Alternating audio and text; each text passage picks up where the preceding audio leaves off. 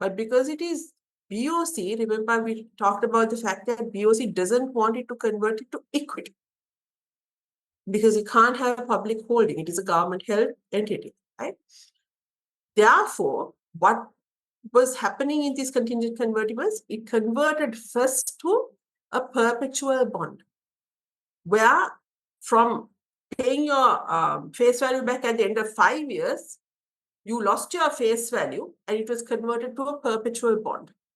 And then only, if still further there was capital problems and the monetary board said, no, you can't even pay coupons, then only the bond was written off, right? So you can go back again and check out that. Last week I showed this to you. This is the only perpetual bond that is there in the market, and that is also not a listed bond yet because it has to be, BOC has to first convert it. And you don't want BOC to convert it because obviously that means a trigger event is happening, right? So BOC has the ability to convert its current tier 2 bonds to tier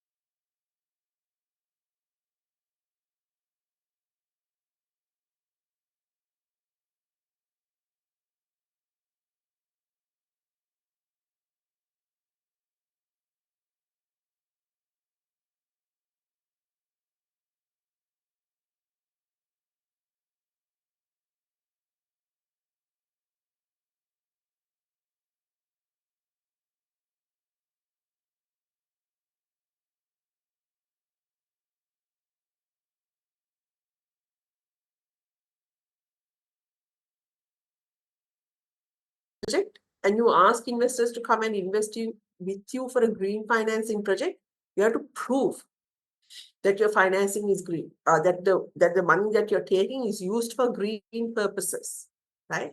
For sustainable, environmentally sustainable projects. So you have to prove that. So with that comes the fact that when you raise this money, you have to keep this money allocated in a separate account. You can't use it for anything other than sustainable financing project, which is fair because you're asking investors to come and invest this money with you because you're going to go and invest in a project that is in renewable energy or bringing down pollution or wastewater management or something that is in sustainable financing, right? So you can't use this money for anything else. You have to do separate audits on this account to show that the money has been used for these projects that have been identified for sustainable financing. So it's a little bit more costly than a normal bond.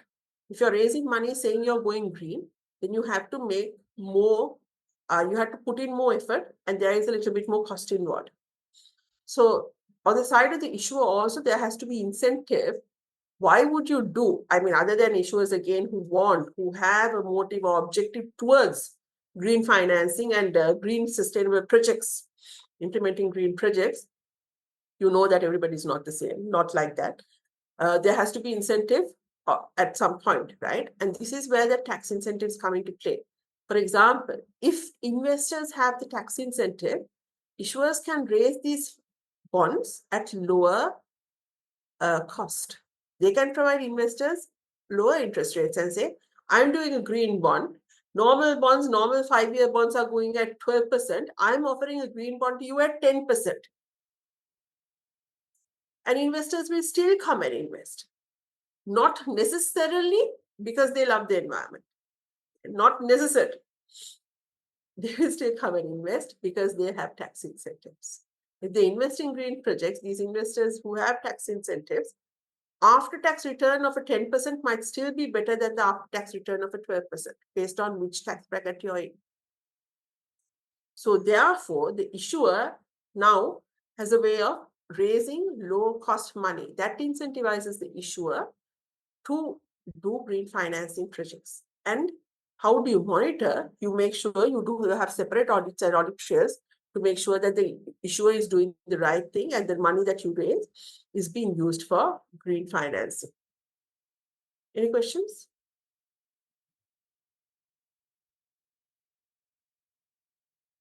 So when you're doing a green project, the proceeds have to be exclusively utilized to finance, refinance eligible green projects or blue projects. And it has to be aligned with these international green bond standards, right? So you have, for example, these entities that have set out green bond standards like ICMA, the International Capital Markets Association, the European Green Bond Standards, or the Climate Bonds Initiative, CBI standards. So your project must be aligned with at least one of these standards, and the CSE requires that when you list. And it has to be often verified by a third party, or you will have an audit trail that is there to make sure that all your money is being used for the correct purposes. Now, let me show you 1 second. So last year's paper, there was a sustainable bond as an example in last year's paper. So the case study carried a sustainable bond. I'll show you that.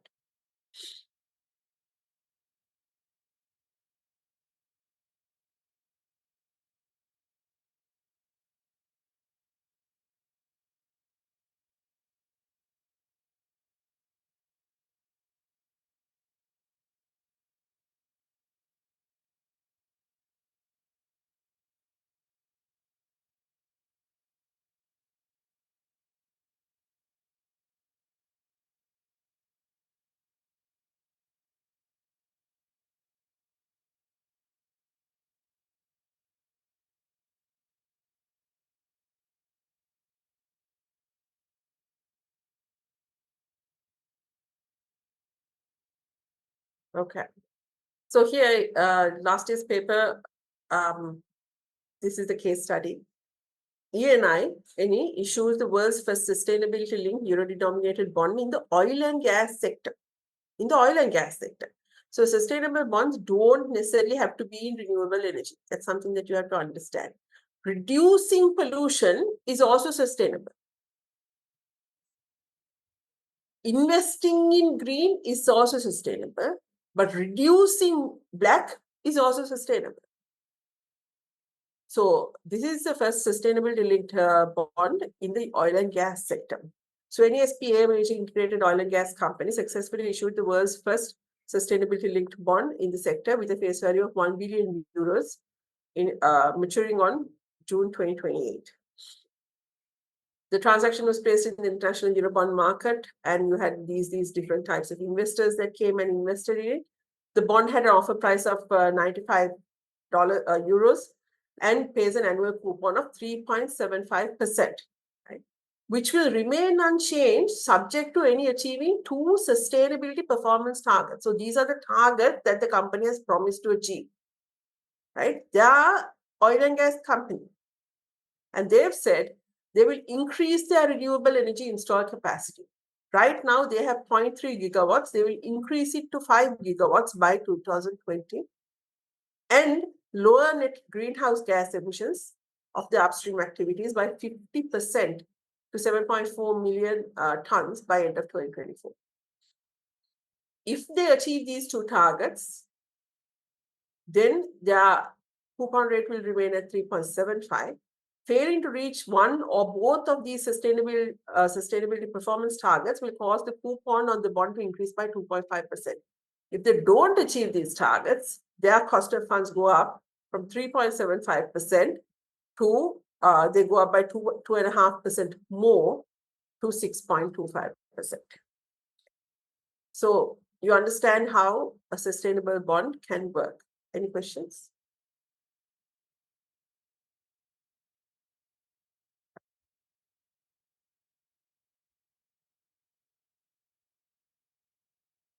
Right. That's sustainable bonds. And again, CSE has introduced the ability to now trade sustainable bonds. Similarly, CSE has introduced infrastructure bonds and Sharia compliant bonds, facilitated the ability to introduce infrastructure bonds and Sharia compliant bonds since this January. Infrastructure bonds simply mean that you are enabling projects to come and ask for money, right? So this can be government projects, this can be municipality-based projects, right? Where the projects can come and request for money in terms of infrastructure financing. So infrastructure financing is like road financing, major developments, which require a lot of money. So these could be very big issues to build or rebuild infrastructure systems, right? Infrastructure facilities. And now you can do that through infrastructure bonds. Similarly, Sharia compliant bonds or sukuks. Sukuks are essentially, or Sharia compliant bonds, are essentially bonds that fall within the Sharia principles, right? So they are debt financing that falls within the Sharia principles that represent a portion of ownership in the portfolio. And again, here, all this time, we couldn't issue sukuk in the market, and now CSE has facilitated or has given the ability to issue sukuk. And this is not a very unusual thing. So, for example, UK in 2014 was the first Western country to issue a sovereign sukuk. So the UK government did a sukuk and in 2014, and they raise money through a Sharia compliant or Islamic compliant instrument, right? And they did this again for the second time in 2021.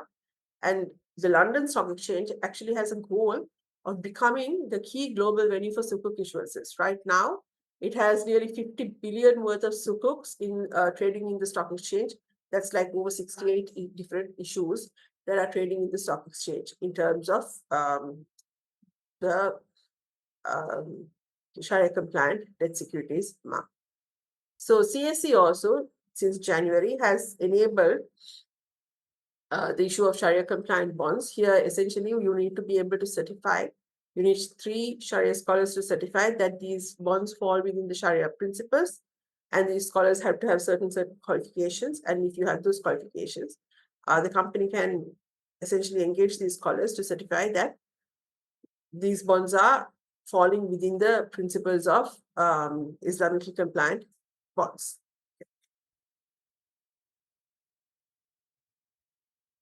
So those are 4 different types of bonds that have been recently introduced to the CSE. Other different bonds that are available, right? For example, reverse floaters, or inverse floaters. Now you have heard of floating rate bonds, right? Floating rate bonds are very easy. In a floating rate bond, what happens? You have different coupon rates. The coupon rate keeps on changing based on a certain benchmark rate and a premium, right? So it could be something like the treasury bill rate plus 3. This is the coupon rate of the bond. And the coupon rate increases when the treasury bill rate increases. In an inverse floater, coupon rate, in an inverse floater, your coupon rate decreases when the treasury bill increases, or when interest rates decrease, your coupon rate increases. So it's an instrument that works in the opposite direction. The coupons are paid in the opposite direction.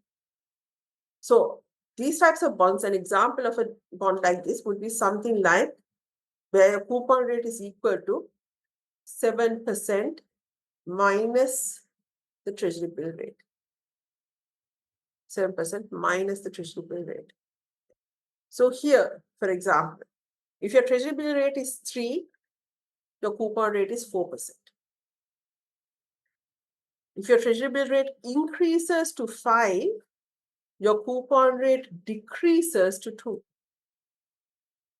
If your treasury bill rate decreases to 1, your coupon rate increases to 6. This is what we call a reverse floater. It's a floating rate bond, but the floating rate works in the opposite direction. Why would you have reverse floaters?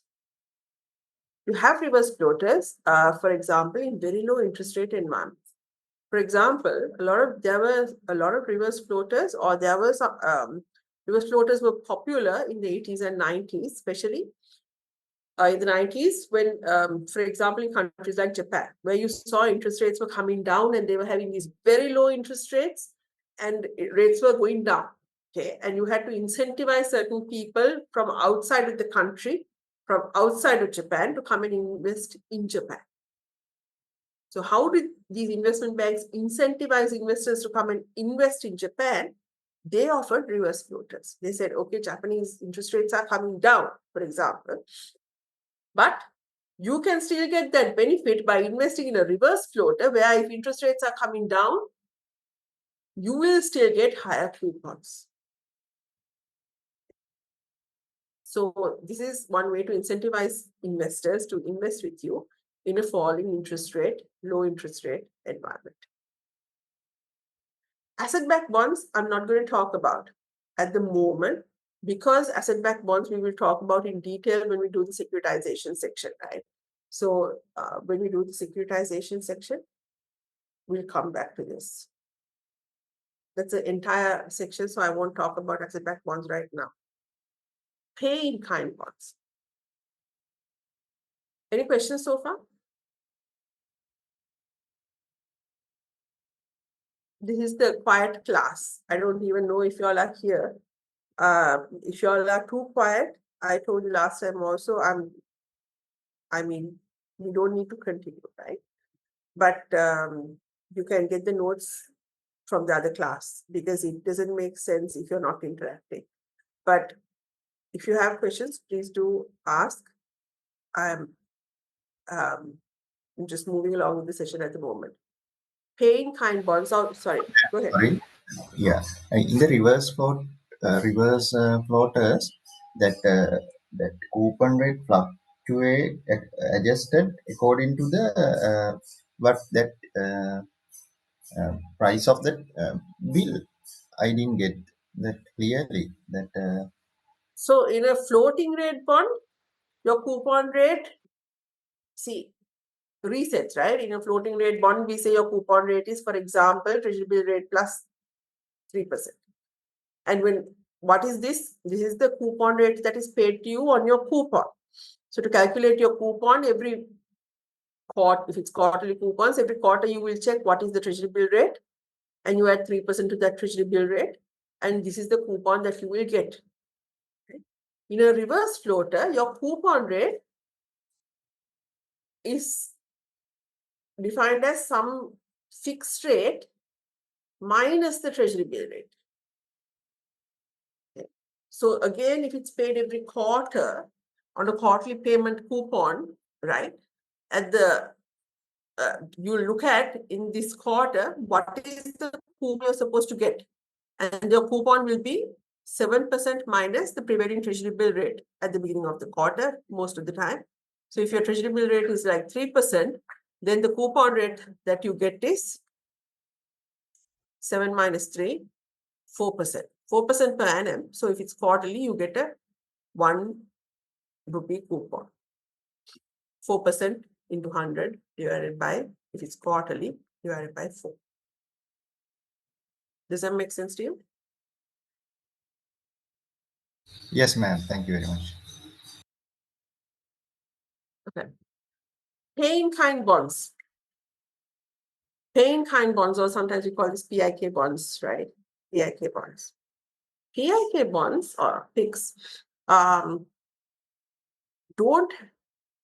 can pay coupons, but all are part of the coupons are promised to be paid with another bond, not in cash.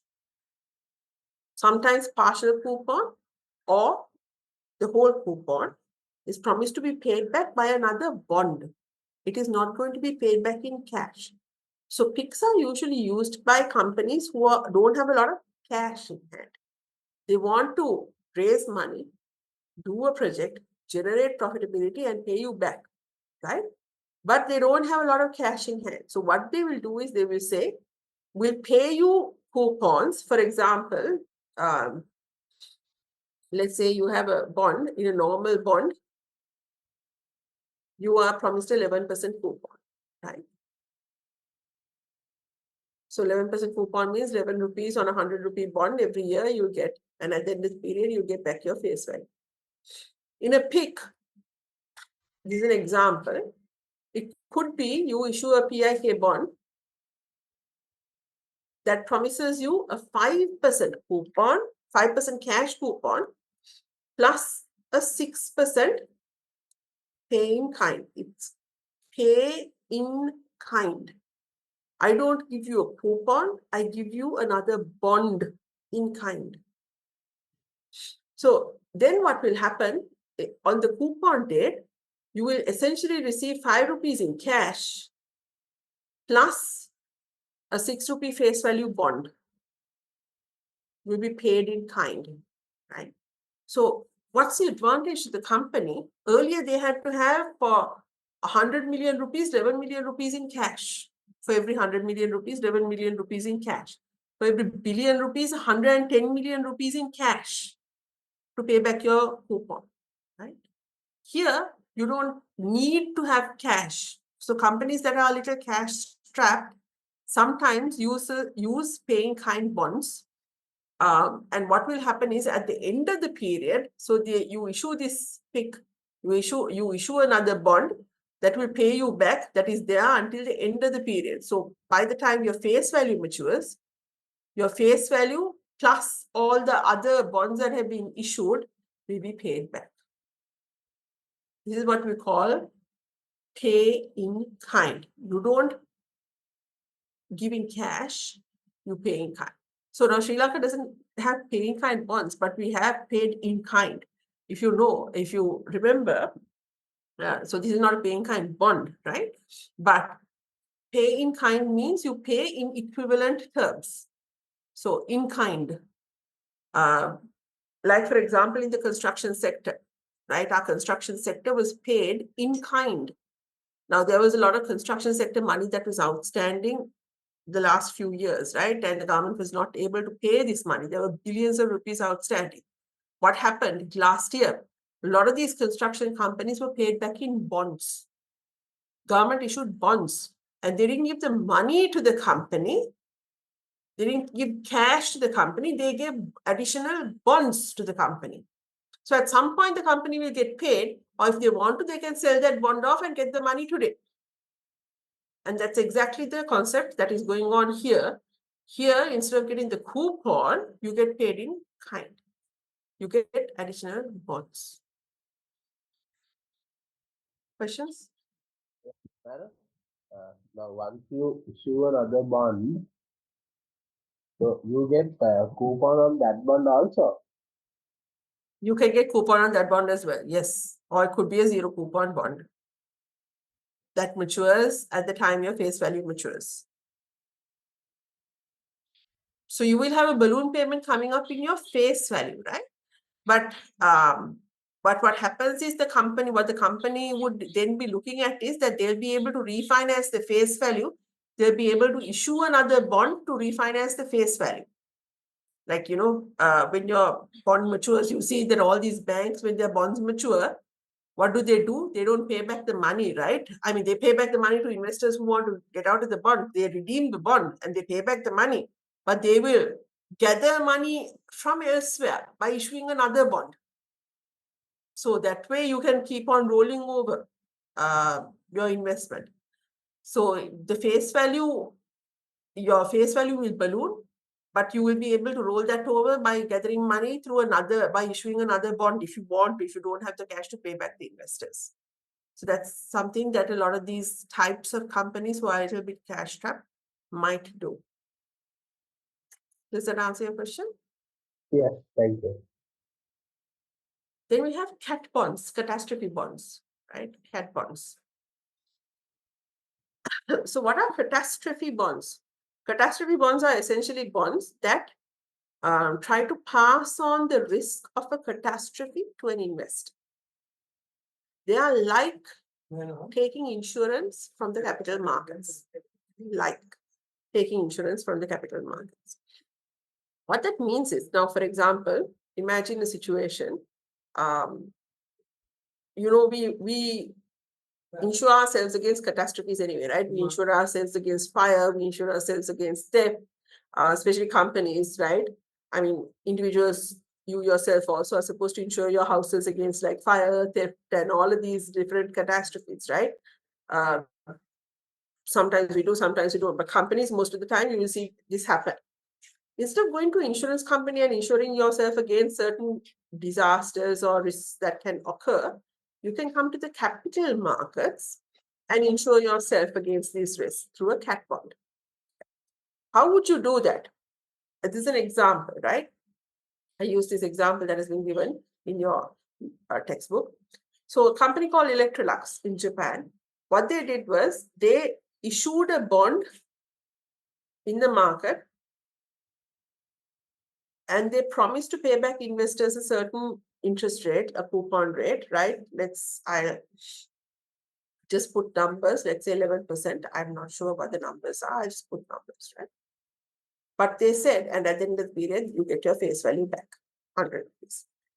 But they define, at the beginning of the bond, they define the terms and say, we will pay back this bond at 11% coupon and your face value as long as a certain predefined event does not occur.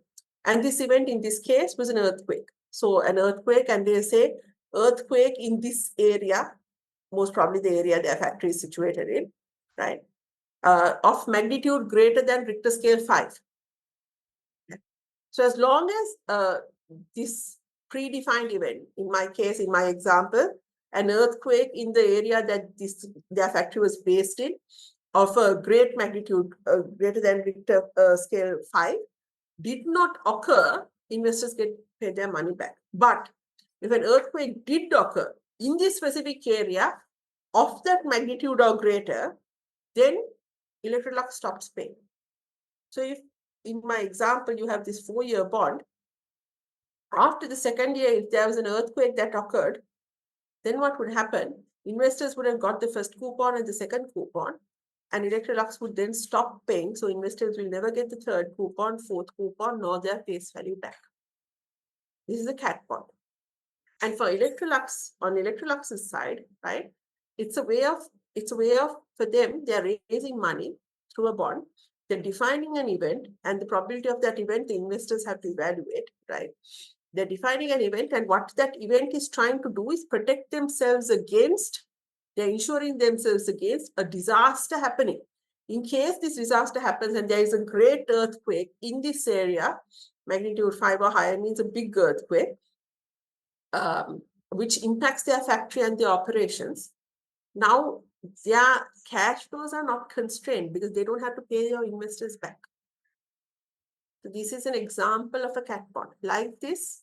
So this is another way, instead of getting earthquake insurance, right? Or you can reduce your earthquake insurance, is part of that risk has been passed on to the capital markets. Investors are taking the risk in case something that factory becomes non-operational because of this event occurring, then the investors don't get paid back. And it is a predefined event, it is not a default. So those are called cat bonds. And obviously, because investors are taking higher risk, these bonds would be at higher interest rates than a same period plain vanilla bond. Maybe that is at 5%. This is Japan, so probably even lower rates versus this at level, right? So the rates would compensate you for the risk that you're taking. And it's up to the investor to figure out what is the probability of this occurring, what is the type of return that I want, am I happy with this 7% return if I'm not getting my money back at a certain point in time? That's up to the investor to evaluate. Questions? Ma'am, that interest rates, that coupon rates, compared to other bonds, this would be very high, you know. Yes. So Is compare, I'm just putting an example here, but let's say compared to a normal bond, same tenor, time to maturity and all that, these bonds will be very high. Are these bonds in the market? Uh, is it a very Not a lot, right? Not a lot, but yeah? at certain points in time, these are different instruments that become popular. So what will happen is from time to time, certain investment banks will come up with these types of instruments. They become popular, and then some major event might happen and the instrument's popularity dies down, right? So from time to time, you will see these things occurring. Like, for example, reverse floaters in the 1990s, very popular. So cat bonds again would have been like you might have heard of during 2008, credit default swaps was a term that was very popular. Again, that was a way of using swaps to pass on insurance risk to the capital markets, right?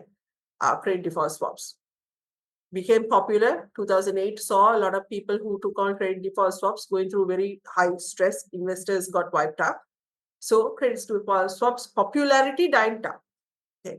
It's not that they don't exist, but the popularity died down. So cat bonds do exist, but how probably you don't hear a lot of it now is that popularity has died down. And also, is there any tendency that these bonds are purchased by insurance companies? Yes. So CDSs a lot of the CDS were purchased by insurance companies. One of the reasons why AIG went bankrupt as well, right? Because they purchased a lot of CDS, and these credit default swaps resulted in them going bankrupt because there was too much.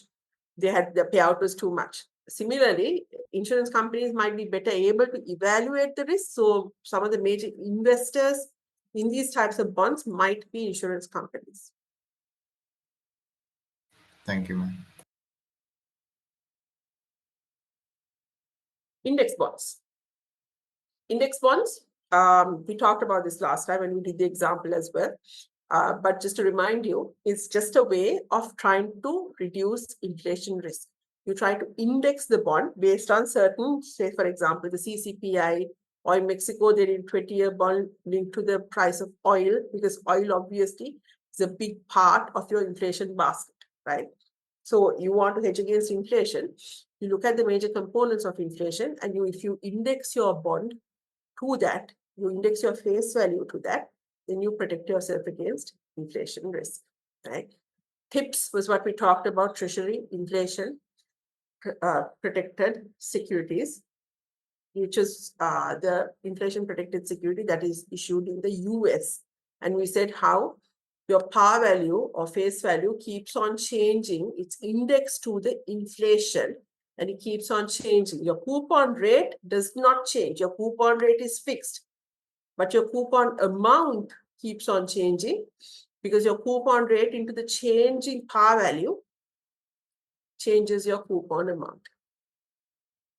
And this protects you against inflation because at the end of the period, although you're promised a coupon rate of 4%, your payments are not 4%, your payments are higher because it is adjusted to inflation.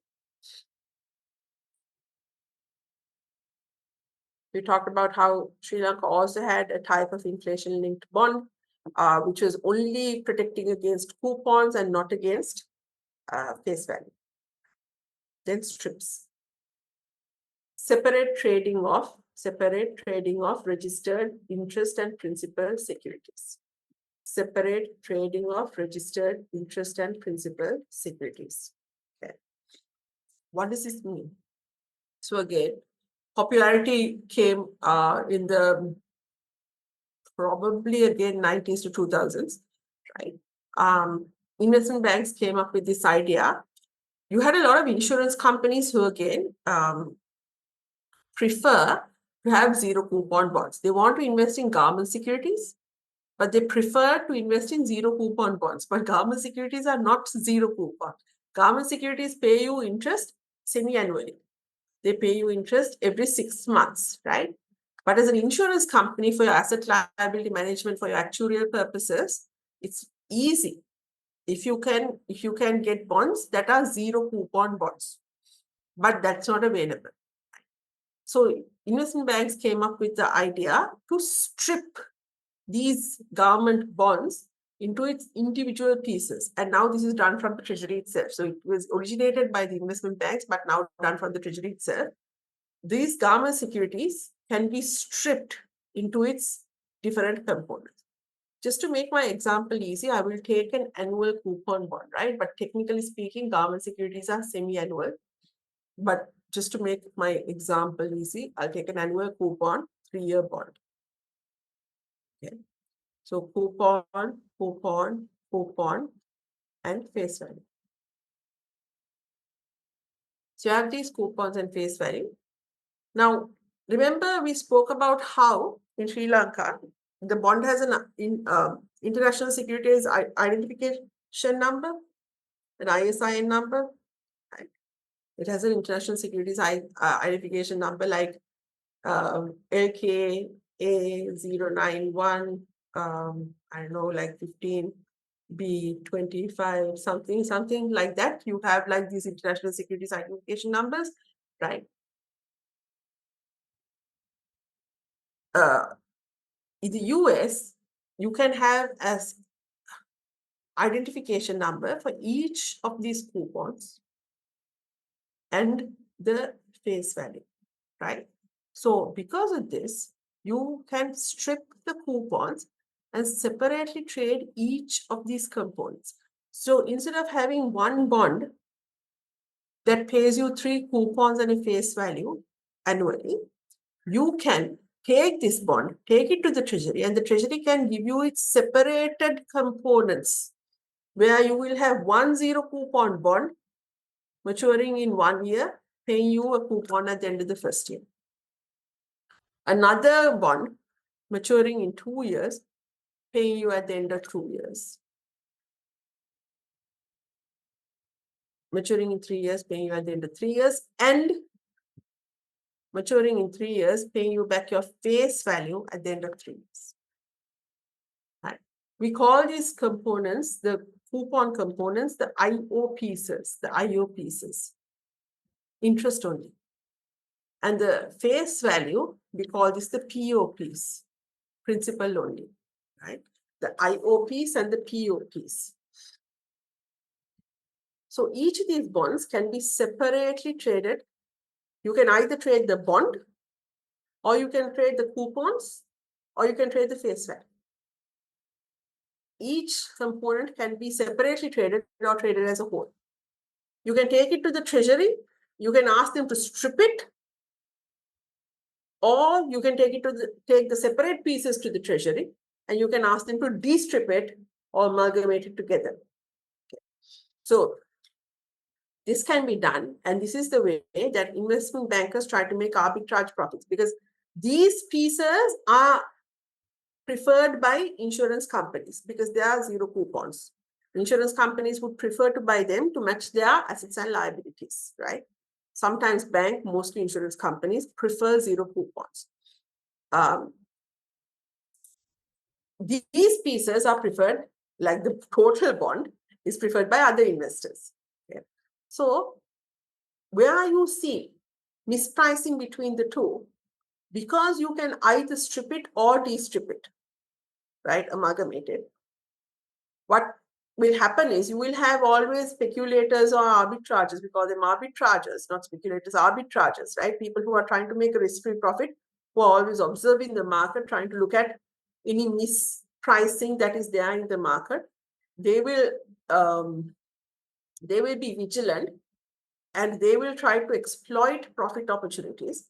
And because they try to exploit profit opportunities, each of these pieces will trade at prices very close to the original bond's price. Let me explain. Right. Let's say, for example, the original bond today costs 95 rupees. And let's assume each of these pieces, so you get 10 rupees here. This is a 10% annual coupon bond, right? 10% annual coupon bonds. So you get 10 rupees, and 100 rupees, right? 10, 10, 10, and 100.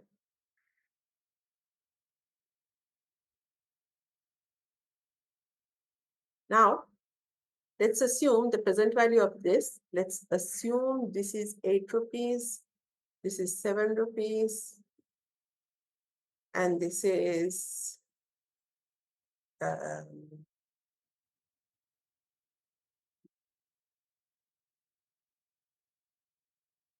I've used 3 here, so that's a bit of a problem. 6 rupees, and this is 70 rupees. Let's put it like that. Okay. Now, look at the fact that this bond today is worth 95 rupees. If I purchased each of these pieces individually in the market, I still have something just like this bond. Individually, I have purchased these pieces in the market. I can go to the treasury and ask them to amalgamate the pieces also. Then I have this bond. How much do these pieces individually cost me? 8, 7, 6, and 70. How much is that together? Together, these pieces cost me 91 rupees. Am I correct or wrong? Is that correct?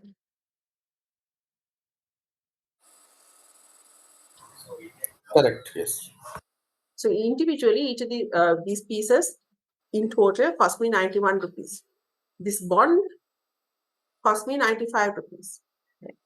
So now, as a person who's vigilant on the market, who's looking to make a very quick profit, I can see if I buy these pieces individually, it will cost me 91 rupees. Right? This is a cheap buy. Because when I buy these pieces individually, I can then go to the treasury and ask them to combine it together, and I have a bond, and I can sell that bond for 95 rupees. I make a profit. I make an arbitrage profit. Do you understand that? This is cheap, this is expensive.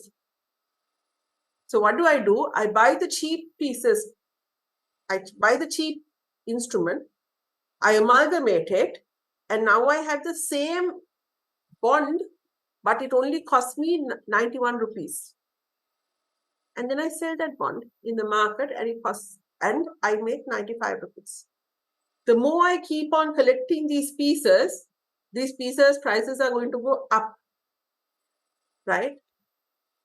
And this price going to keep on going up until it comes close towards 95 rupees. And the more I keep on selling this bond at 95 rupees, what is going to happen?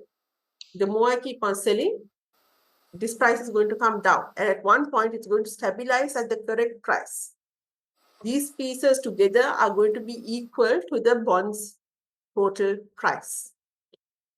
And my arbitrage profit disappears, and the arbitrager will make no more profit. But until that point, that arbitrager will keep on buying the individual pieces and selling the total bond.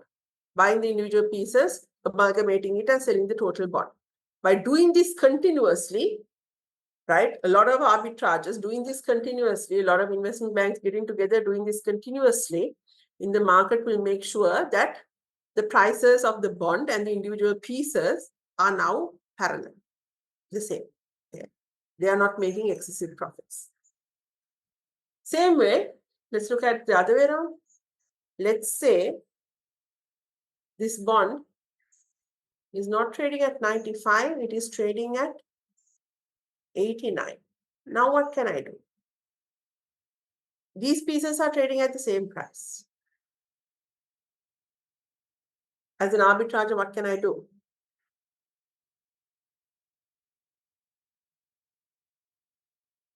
Now which piece is expensive?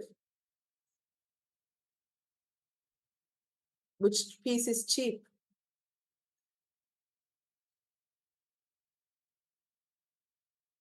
Is there a way for me to make risk-free profits?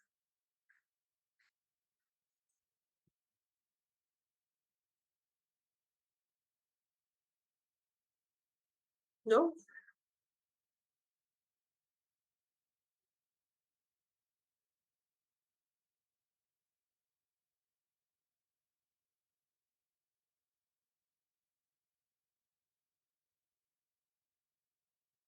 Each of these individual pieces are trading at 8, 7, 6, 70, and the bond is trading at 89. Is there an opportunity for me to make money, profits? I can sell the cheaper parts and buy the full bond. Other way around, you sell the expensive one and buy the cheap one.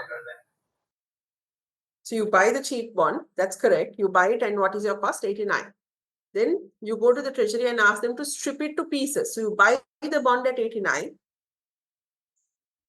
Go to the treasury, ask them to strip it to its individual pieces.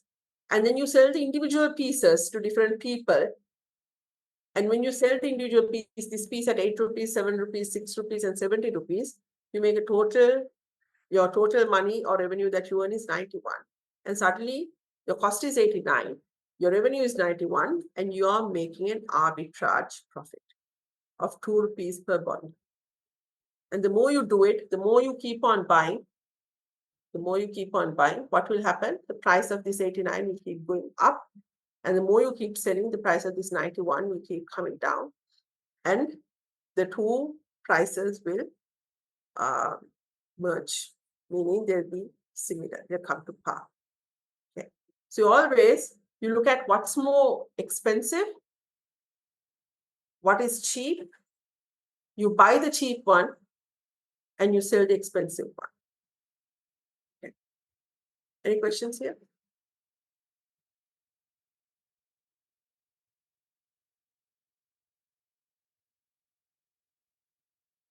Right. So we come to bond indices, right? So what's an index? An index is a way for you to measure performance. An index is a way for you to figure out how you have done versus how you should have done.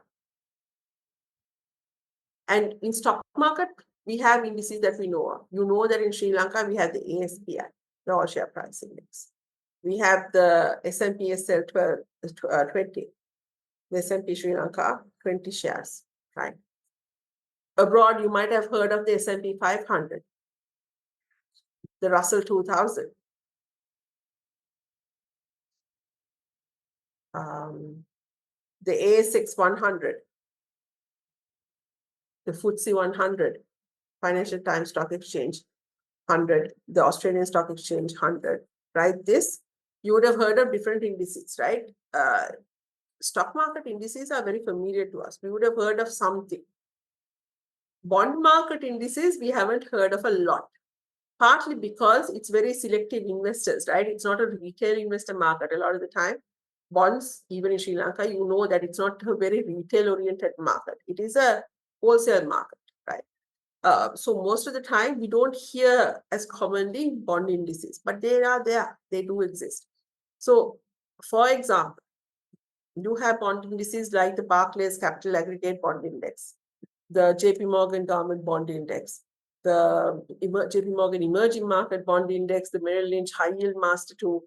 All of these are different types of bond indices. Bond indices are a way for you to measure performance of different bonds. And for you to figure out, have you done better or worse than the market?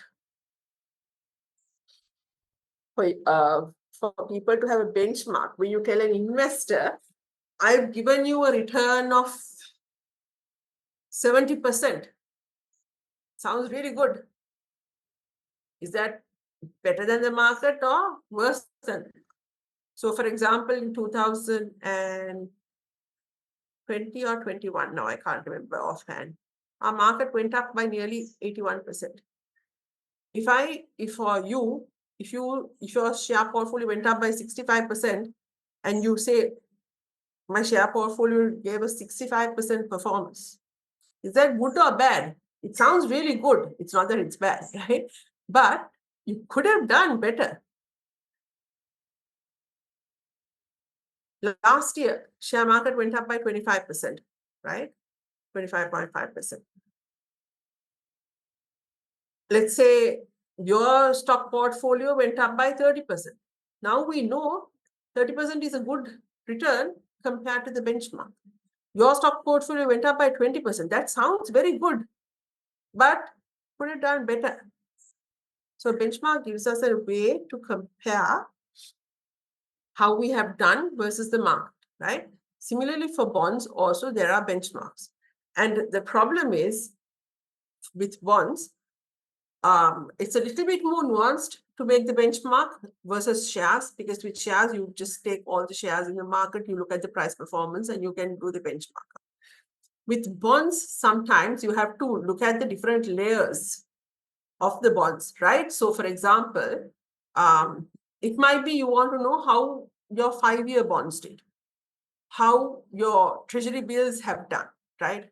It could be that you want to know how the corporate bonds are doing, how the government bonds are doing. Even here, do you see there are so many different bond indices for different types of bonds? Government bonds, emerging market bonds, high yield bonds. High yield bonds are junk bonds. Remember, we were talking about non-investment grade bonds?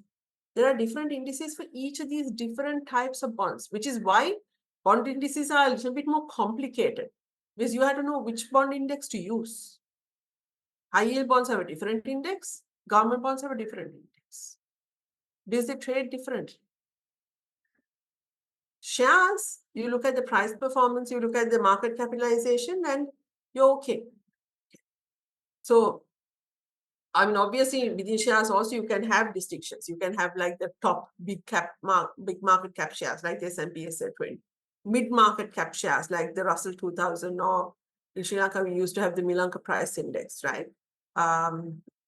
Sorry, the MBSL one. So you can have distinctions, but in bonds these distinctions become even more pronounced, because government bonds are very different to corporate bonds. Government 5-year bonds might be very different to how treasury bills trade. So the performance when you measure to give an aggregate sometimes might not work. So in Sri Lanka, do we have bond indices? We do and we don't, right? We do have bond indices that are published, and from time to time, you had different companies sponsoring these bond indices with the intention of developing the market, right? You've had different companies that have come up and published different bond indices, because we don't have a central authority that is publishing a bond index. That is the problem. Like in the stock market, Colombo Stock Exchange publishes the all share price index. They publish the S&P SL 20 index. It's a central authority that's publishing this index, right? You also have private entities publishing indices from time to time. For example, you had NBSL for the longest time publishing the mid-market cap index, but the incentive for them to do so sometimes disappears, right? Because you have to understand that sometimes it's a little bit more difficult for them to, because there's a lot of cost involved in publishing it. The incentive to do so sometimes disappears. I'm sorry, just give me 2 minutes. I'll be back. Sorry about that.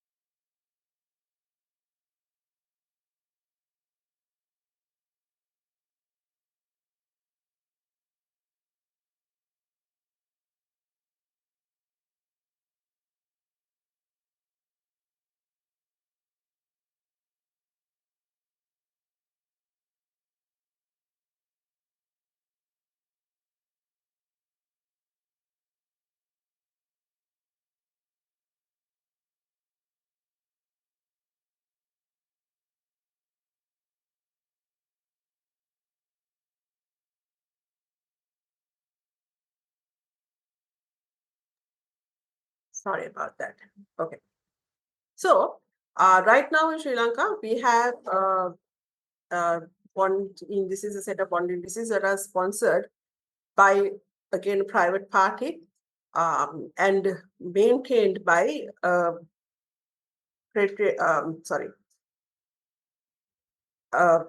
bond index rating company in India.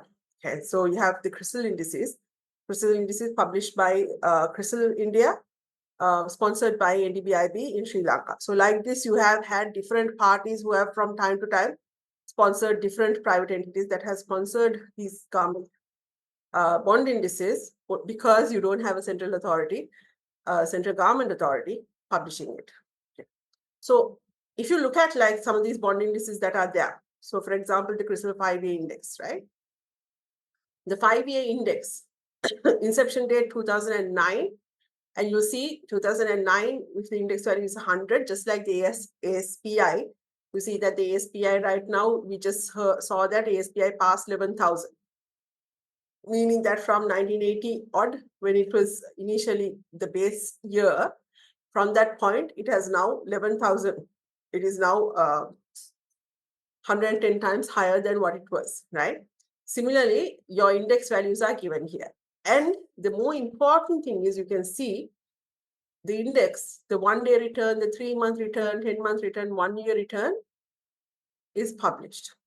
Looking at this, you can see, okay, last year, you can say you gave 70% returns. You could have given 80% returns, 79.92% returns. So 70% returns on your 5-year bonds is very impressive, very good. But by having an index, you kind of see you could have even given more. 3-year bonds gave a return of 70% over a 1-year period, right? Your 1-year treasury bills have given returns of 33% over a 1-year period. So by looking at these indices, you can kind of get over the last 3 months, the non-annualized returns are 5.7% in your 1-year bills. 3-month bills are 4.65%. And you can also see, like looking at the 1-day returns, what is the direction of movement? The 1-day returns are negative 0.18, meaning bond prices have essentially come down, meaning interest rates have gone up. Okay. Here, the treasury bills, the bond prices have gone up. Sorry, bill prices have gone up. That means interest rates in the bill segment have come down. By monitoring the index, you get an idea of how the price movements are and how the interest rate movements are. Here it's telling you that your price movements, you're getting like 80%. Over the last year, your 5-year bonds have given you nearly an 80% return. Over the last 5 years on an annualized basis, your 5-year bonds have given you nearly 14% returns. Okay. So it kind of gives you an idea of performance, of benchmarks, of how bonds have done in the past. So this kind of gives you an idea of how these indices are created. Like, for example, if you look at the 3-year index, CRISIL would look at what are the most liquid bonds within 2 years and 4 years. And based on that, they will choose a basket of bonds that are close to an average maturity of 3 years, that fall between 2 years and 4 years. And every month, they will change this basket looking at the most liquid bonds that are there, right? So for 5 years, they look at the 4 to 6 year basket, for example, and so on. Bond markets in Sri Lanka. Any questions on the indices? Right. Let's look at No. let's look at bond markets in Sri Lanka. Let's look at, for example, our government securities market. Our government securities market is one of the biggest bond markets that you have in Sri Lanka, right? Is the biggest bond market that you have in Sri Lanka in terms of bonds. Our government securities market right now, treasury bonds we have nearly close to 12 trillion or more than 12 trillion treasury bonds in issue. Okay.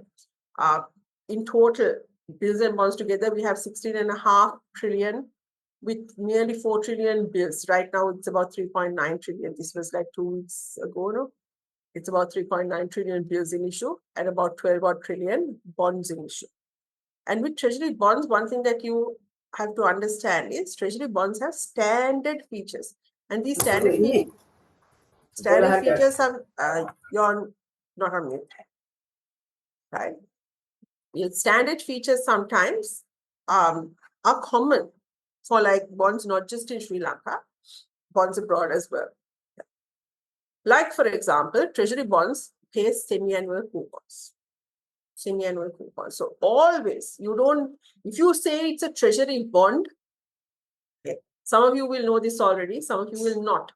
But if you say it's a treasury bond, you will know for sure that the coupon is semi-annual. You don't have to check whether the coupons are annual, semi-annual, monthly, quarterly. If it's a government bond, coupons are semi-annual. It's standard coupons, right? What do you mean by standard coupons? Now in Sri Lanka, coupons are always near 99.99% of the time Coupons are always paid either on the 1st of the month or the 15th of the month. 6 months from every month, right? It's semi-annual, but either on a 1st or the 15th. And the coupon is always face value into coupon rate. This is face value into coupon rate is the coupon for the year divided by 2 for the coupon for the 6 months. You do not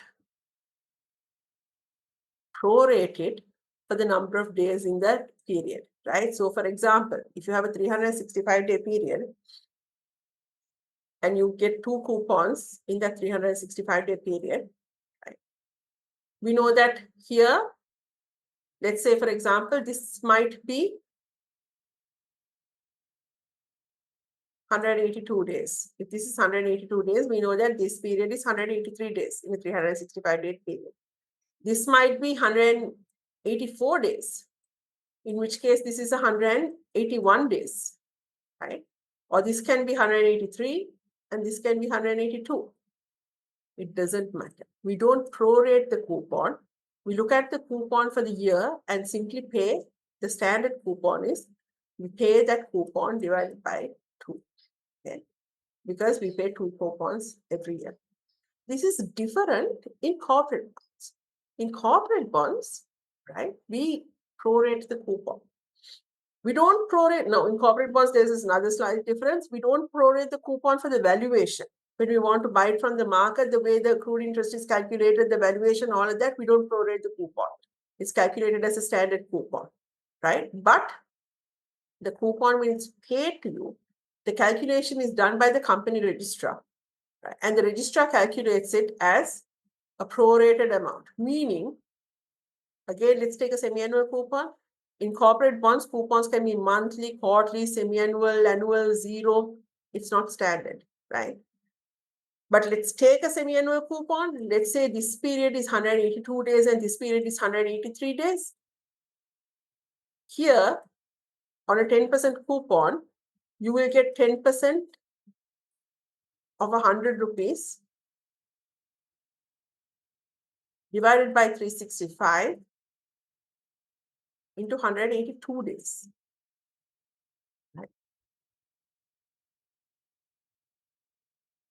But here, you get the same coupon divided by 365 into 183 days. So the amount of cash you get to your hands is different.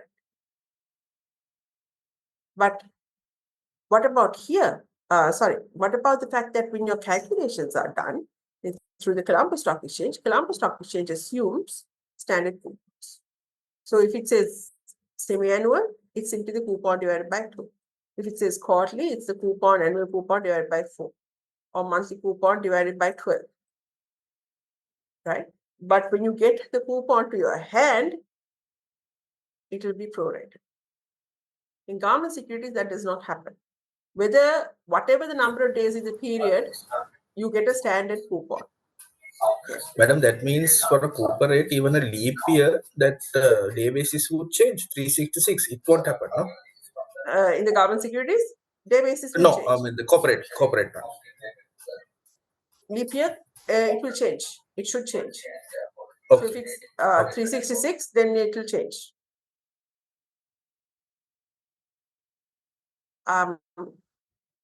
The other thing about government securities, so you assume your face value is always 100, semi-annual coupons, standard coupons. And I said every 1st or 15. That is because when you look at a government security, always the maturity date falls on a 1st or the 15th, right? Except for 2 government securities that are in issue at the moment, every other government security falls on a 1st or the 15th. Look at every single maturity date falls on a 1st or a 15th. So let me go to the original file here.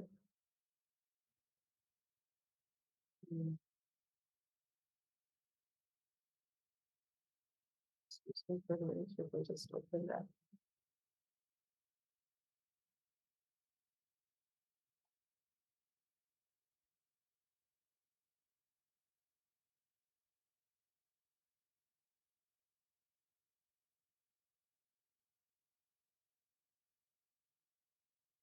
you go to the central bank website.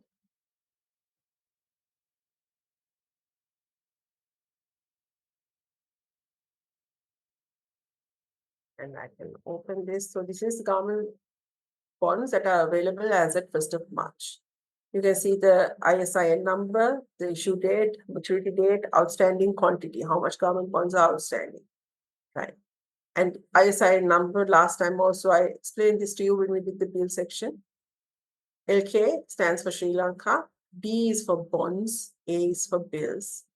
005 is the original term to maturity. At the time the bond is issued, first issue, what is the original term to maturity? In this case, 5 years. In bills, original term to maturity in number of days. Here, original term to maturity number of years. The next 5 digits tell me my maturity date. 15th of March 2024, right? You can see here, 15th of March 2024. Look at this. First of H is the 8th letter of the alphabet, August 2025. 8th August 2025. 15th of I is the 9th letter of the alphabet, HI, 2027. 9th, 15th, 9, 2027, right? And if you look at all the maturity dates here, right? Look at the maturity date. 15th, 1st, 15th, 1st, 15th, 15th, 1st, 15th. Everything is a 15th or a 1st, right? All government bonds mature on a 15th or a 1st. Actually, there is this odd series that is there. Otherwise, every single government bond matures on a 15th or a 1st. The longest tenor bond that is issued right now is March 1st, 2045. This is the scandal bond, right? This is the one that got into a scandal because of the bond scam. Okay. After that, no more 30-year bonds will have been issued after that bond scam. Okay. Madam? Yep. This is not related to this what we are discussing. So how did this bond scam happen now? How did you explain us what happened and how did they did the scam? Yeah, so I'll explain it to you when we do the valuation section. When we're doing the valuations and we have similar kinds of valuations. I mean, obviously, we don't have valuations on the bond scam, but like I'll explain to you at that point. We'll talk Okay. about it at that point, at least we'll refer to it.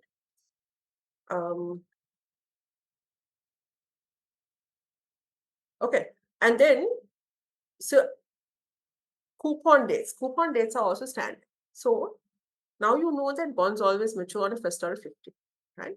So the coupon is also paid always on a 1st or a 50. If the bond matures on a 15th, coupons are paid on a 15th. If the bond matures on a 1st, coupons are paid on the 1st, right?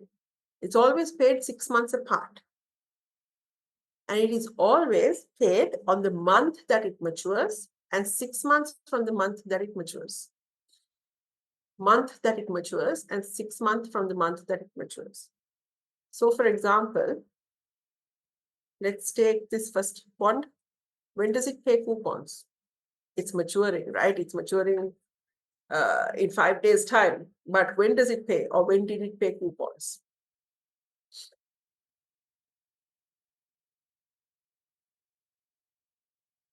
Always on the 15th of the month, on the month that it's maturing. So this is March, and 6 months from the month that it's maturing.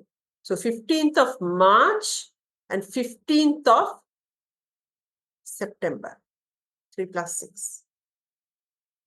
15th of March and 15th of September. What about this? When does it pay coupons?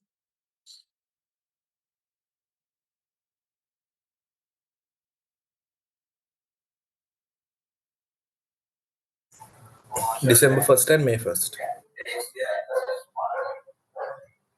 Not December 1st. 1st is correct. November 1st? November 1st and May 1st. Yes. 5 plus 6 is 11, right? So first of the month that it matures, so it's on a 1st, on the month that it matures, so it's May, correct? And 6 months from the month that it matures, 6 months from the month that it matures, so that's 5 plus 1 is 5 plus 6 is 11. That's November, 1st of November. So you don't take 182 days, right? Because I've seen a lot of people, sometimes they do 182 days from that. No. It's always on a 1st or a 15th, depending on whether the maturity is on a 1st or a 15th. On the month that it matures and 6 months from the month that it matures. Take this one.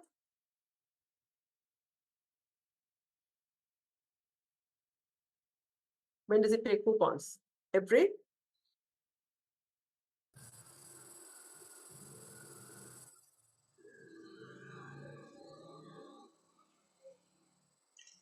February 1st.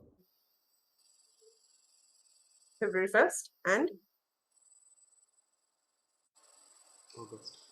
August 1st. Yes. So you had to say the easy one first. But yes, every August, because the month that it matures is in August. So it pays coupons every August on the 1st and 6 months from August. So 8 plus 6 is 14. Or you can do 8 minus 6 is 2, February 1st and August 1st. So this bond that matures on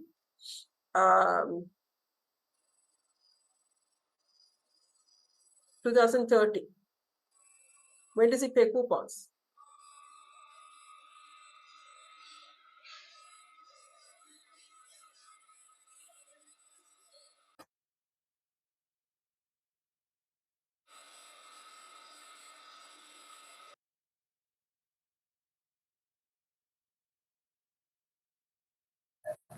June 15th and December 15th. June 15th and December 15th. 15th of 6 June, right? 6 plus 6, December 15th. Yeah. So you should understand, because this is important, because this will be the basis of a lot of your questions as you go forward, right?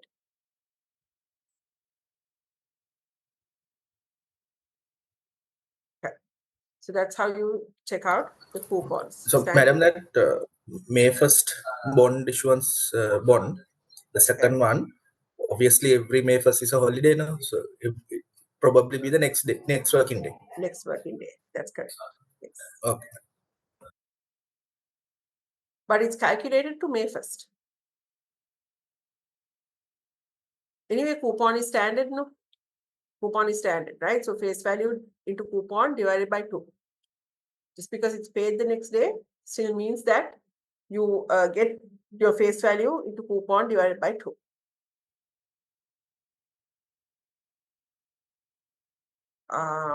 Okay, corporate debt market. Now, corporate debt market is very small. I said the treasury bond market is about a 12 trillion rupee market, right? Corporate debt market in Sri Lanka is about a 260 billion rupee market, very tiny, trillions and billions of rupees, right? 260 billion rupee market, about 55 unique securities that are in issue currently, 55 securities that are in issue currently. Corporate debt market is a little bit tricky because issuers can choose what type of coupons to pay. Is it going to be monthly, quarterly, semi-annual, annual, zero, right? And stock exchange calculates these coupons just the way, like the calculations for the price that you have to pay, all of these calculations are done just the way government bonds are. But registrars pay you, company registrars, each individual company's registrars, and they pay you prorated. Okay. So there are small discrepancies in terms of bond pricing that happens in the stock exchange versus the coupons that are actually paid to you. So small discrepancies are there in the corporate debt market. It's not a very liquid market. You don't see a lot of trades go on in the market. In 2013, there were some tax concessions that were given to develop the market, right? So in 2013, in the 2013 budget, it was said that corporate debt would be tax-free. So until 2017, this status existed. And actually, it did help get some more additional corporate debt into the market, because at that time, by 2013, there was not a lot of corporate debt that was there. There was, but very little. Since 2013, you did see a mild boom, right? You can't call it a boom, but a mild boom in the corporate debt market. But since then, that tax incentive has disappeared. And now what happens is now you have withholding taxes in corporate debt in debentures, right? And when you have withholding taxes in debentures or any other tradable instrument, it becomes slightly messy because you have different parties with different tax consequences. Some parties have withholding tax consequences, some parties don't. And with that, everybody, my mistake. Everybody has withholding tax consequences. Withholding tax is deducted, but some parties can claim withholding tax, some parties cannot, right? And when you can't claim withholding tax, it becomes a bit more problematic for trading. So what was anyway originally an illiquid market now is a little bit more illiquid with the withholding taxes also coming in.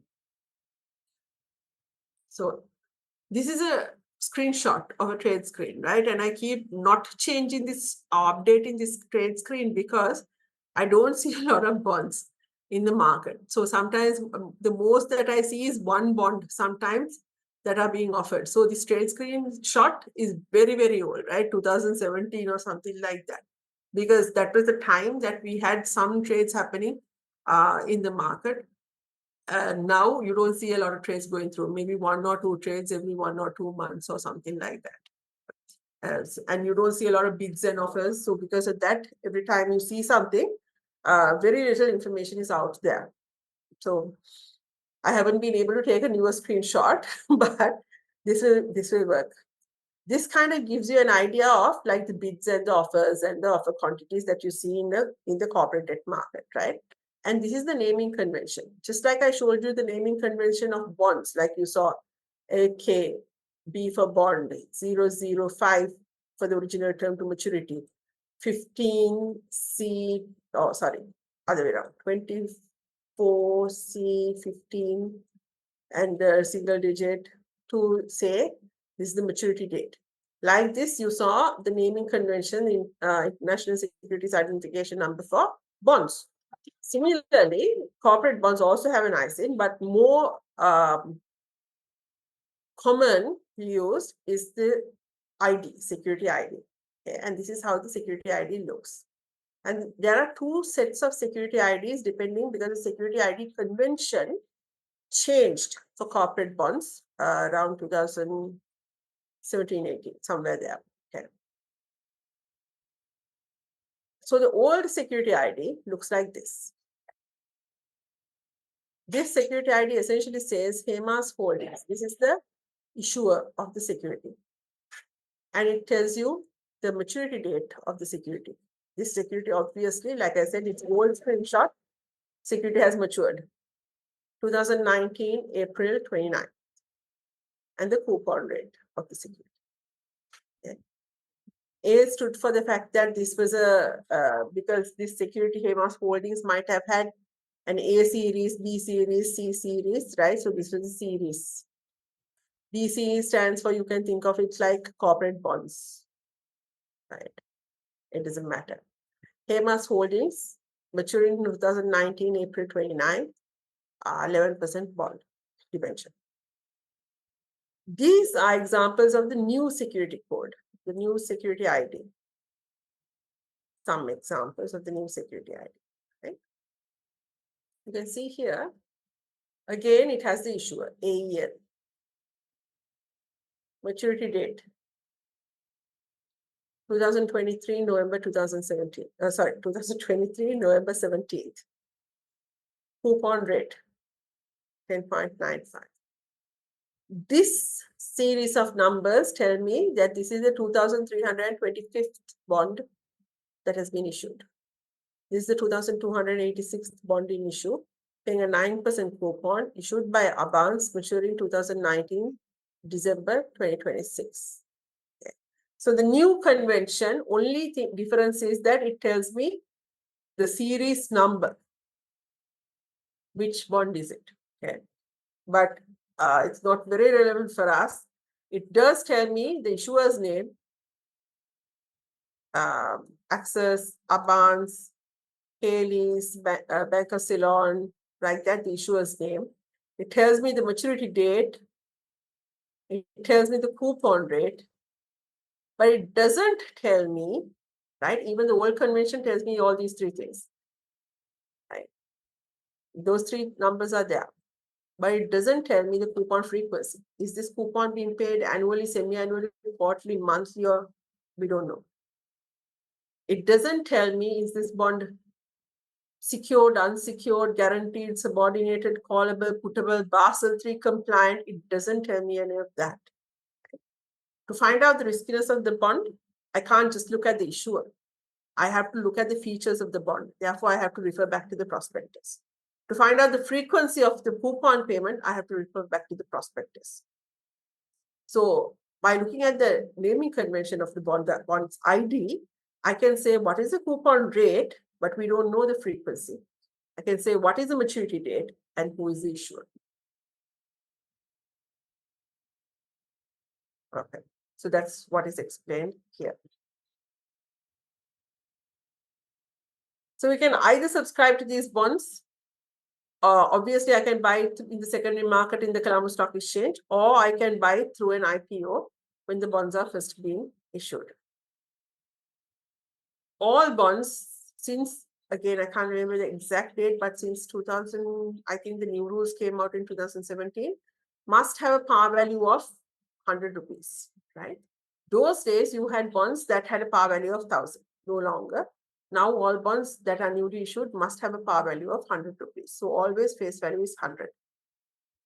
Minimum subscription is 10,000 rupees. You can buy a bond from an IPO with 10,000 rupees. So, that means a 100 rupee bond. You can buy a minimum of 100 bonds, 100 debentures. That costs you 10,000 rupees. For Basel III compliant bonds, remember we said they are contingent convertibles, they are higher risk. Because they are higher risk, minimum subscription is 5 million rupees. Okay. Now, this goes with the concept of accredited investor. Accredited investor, because we're trying to say that, or the stock exchange, or SEC actually, not even the stock exchange, is trying to say that there has to be some way to protect the investors, right? There's no perfect way to do that, but there has to be some way to say that, okay, because retail investors need protection in terms of if they don't know what is higher risk. They will look at the rate that is offered and think this is an attractive rate and invest in the debenture. So one way to protect them is to make it more difficult for them to invest. So you have higher thresholds. So you say the minimum if you want to invest in a Basel III compliant debenture is 5 million rupees. This is somewhat unfair because you have retail investors who are finance professionals who don't have 5 million rupees to spend in one debenture, right? It is, but it is one way to do it. It's not the most perfect way. It is one way. Even in countries like the US, you do have this, what we call accredited investor system, right? So accredited investor in the US is an investor who has, they have two definitions. Either an investor who has a minimum of $1 million, excluding their residential assets, and earns $200,000 a year, $300,000 if you're married with the spouse, $300 inclusive of spouse. This is called a high net worth investor who is accredited. These are the types of investors who will be allowed to invest in higher risk issues. Okay.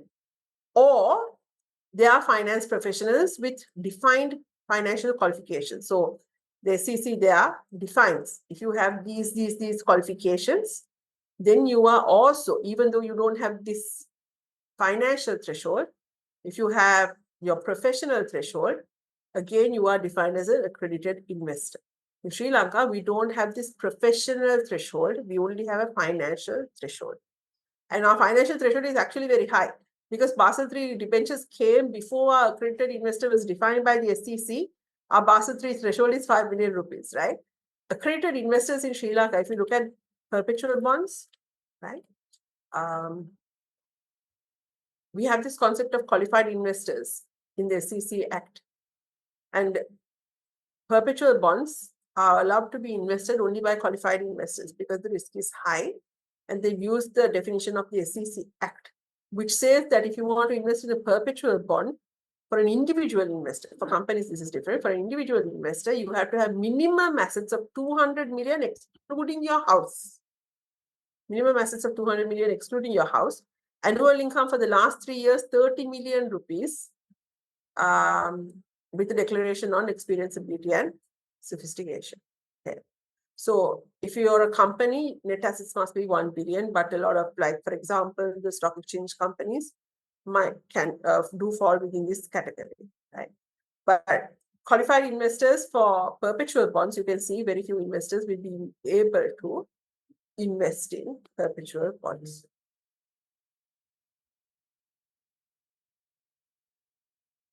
Questions? Okay. So to list a corporate debt, you have to be mandatorily rated. There has to be a mandatory rating and you have to be one notch above investment grade. Remember, we said investment grade is defined as BBB minus and above.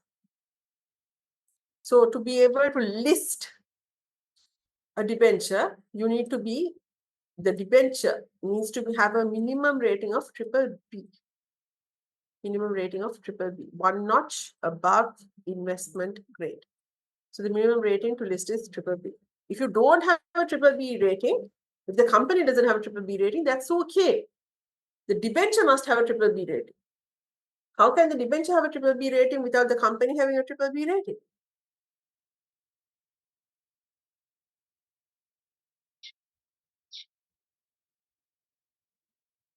How can the debenture have a BBB rating without the company having a BBB rating? Through conditions, collateral, and That's all. right. You can either make it safer, like security, guarantee, right? You can make the debenture safer and improve the rating over and above the company.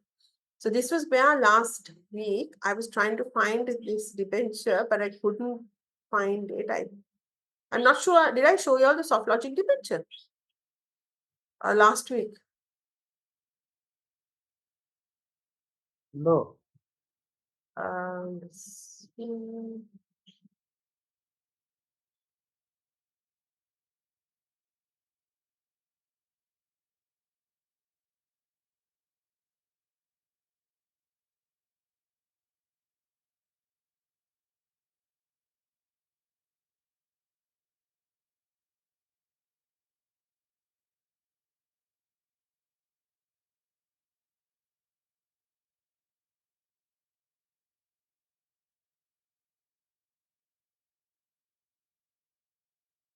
So this is SoftLogic Finance in 2014. They issued a AAA rated debenture. You can see here.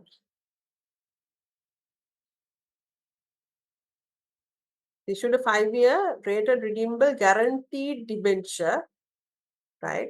Where the company's rating was BBB minus. So the company couldn't list, well, company can list, but the company couldn't list a debenture, an unsecured debenture in the Colombo Stock Exchange because their rating was BBB minus. To list a debenture, you need a rating of BBB and above, right? So they got a guarantee from a international guarantee firm called Guarantco. This is part of like DGFMO subsidiary of. So because it was internationally rated AAA, it's not even Sri Lanka AAA company, right? With that, their debenture was rated AAA. So the issuer was BBB minus, the issue is AAA.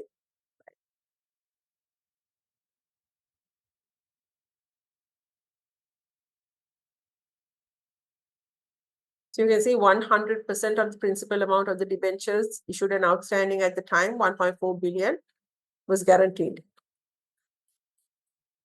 And if you look at the guarantee of the debenture,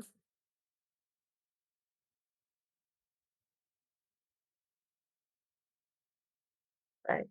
Guarantee agreement signed between Guarantco. Guarantco was the company that guaranteed the debenture, and Guarantco, you can look through the details. essentially is part of the FMODG by multilateral agencies, right? So very high quality, AAA rated agencies. So which is why the debenture was ultimately rated AAA. So like that, even though the issuer is BBB minus, the debenture can be AAA.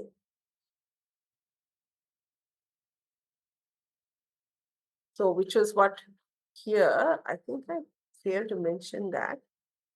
Issuer rating and issue rating, also called corporate family rating and corporate credit rating. The issue is called a corporate credit rating.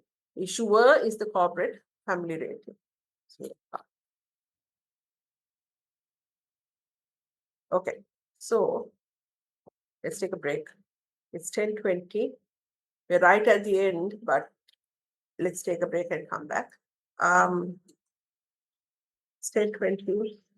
Let's take a 15-minute break so that because we have a lot to cover. Again, we are still behind the other class. 15 minutes, so 10:35.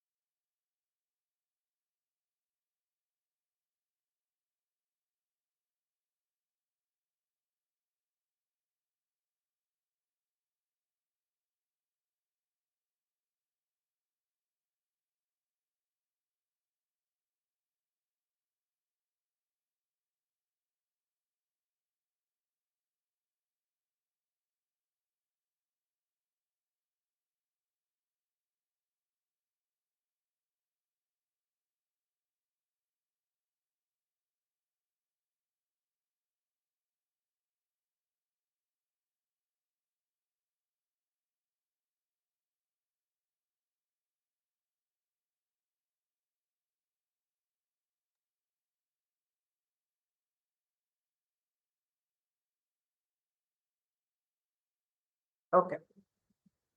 So we come to transaction costs. So when it comes to transaction costs of debentures, for debentures, your transaction costs, because they are listed on the Colombo Stock Exchange, there are certain transaction costs that are there. Like, for example, you have to pay SEC fees, CSE fees, CDS fees, as well as brokerage. Now, if you think about transaction costs of a share, when you purchase a share, of the price you pay, 1.12% goes as transaction cost. You have to pay an additional 1.12% as transaction cost. And when you sell a share, of the receipts you get, 1.12% must be paid as transaction costs. Okay. In corporate debt, this is 2 basis points, 2.02%, plus brokerage, because brokerage is not defined, it is negotiable. In shares, brokerage is 0.64%, but in corporate debt, it's negotiable. And transaction costs together are like 0.02% or 2 basis points, versus here together, this is 112 basis points. Now, you might think that means that the transaction costs in debentures are low. It can be low, but it is not necessarily low, because the way the transaction costs are calculated in debentures is slightly different to the way the transaction costs are calculated in shares. Now, when you buy a share, for example, let's say you buy 100 shares at 10 rupees each, or let's say you buy 10 shares at 10 rupees each, just to make my calculations easy, right?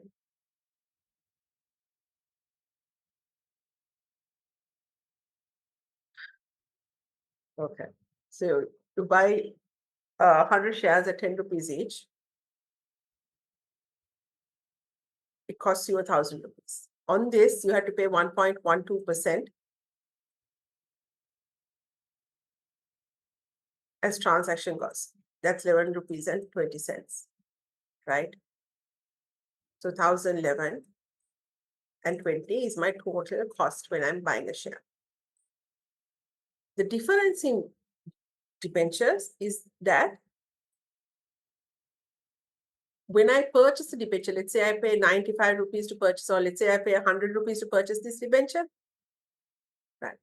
I don't pay transaction, I don't pay this 2 basis plus brokerage. Let's call that 3 basis. Let's say brokerage is 1 basis point. Okay. In my example, so this whole thing comes to 3 basis points, right? I don't pay 3 basis points on my cost. That's not how it works.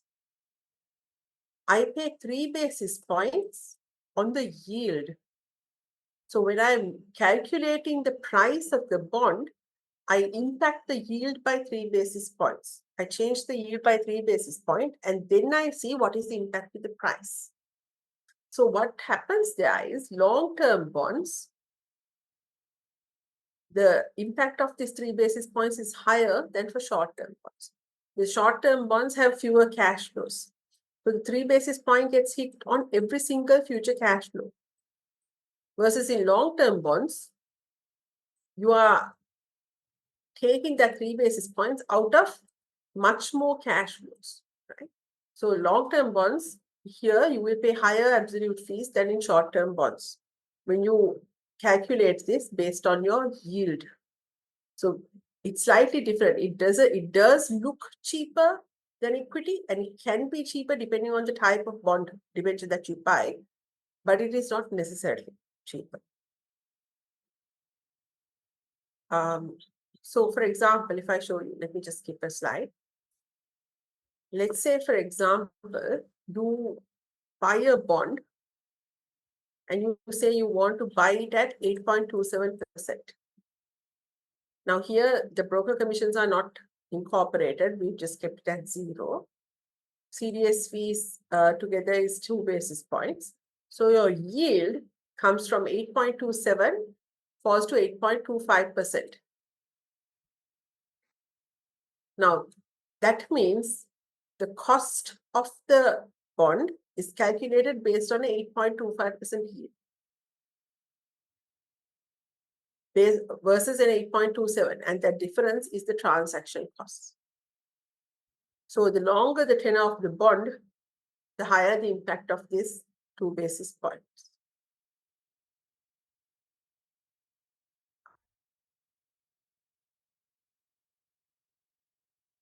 So when you want to trade debt securities, whether it is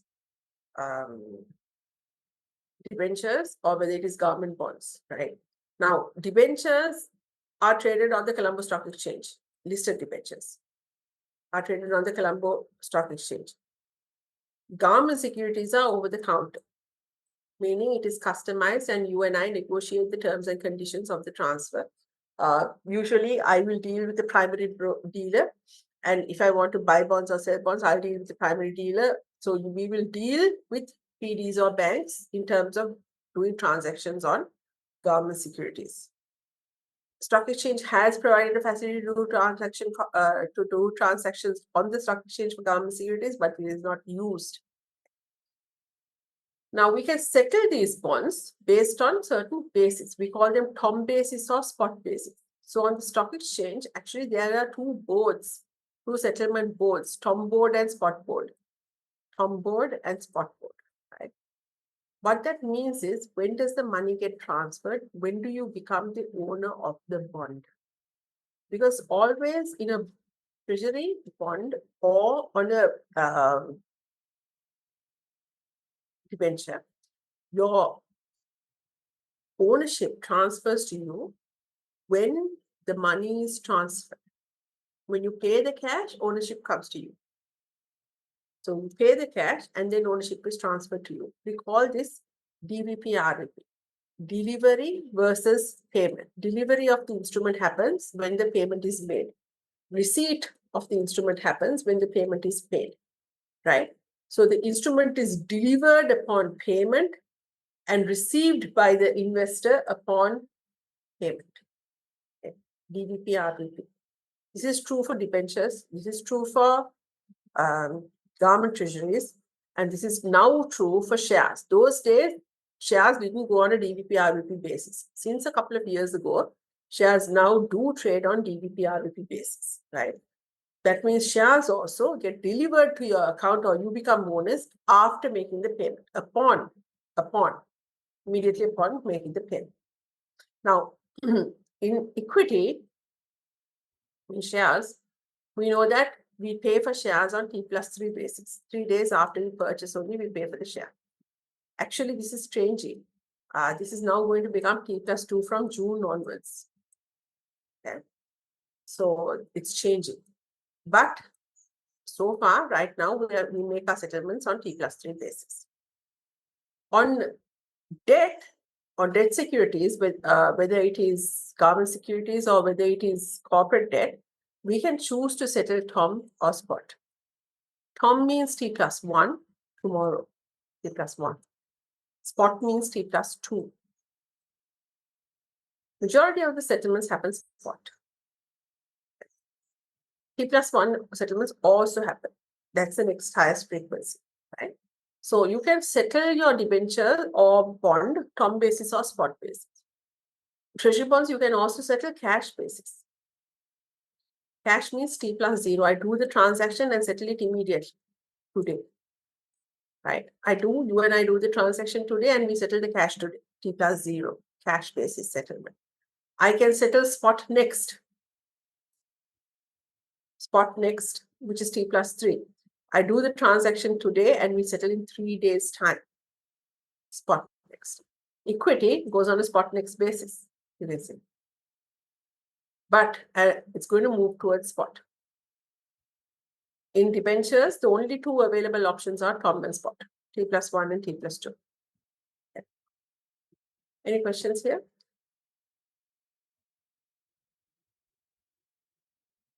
So T+1, you can think of it like tomorrow, TOM tomorrow.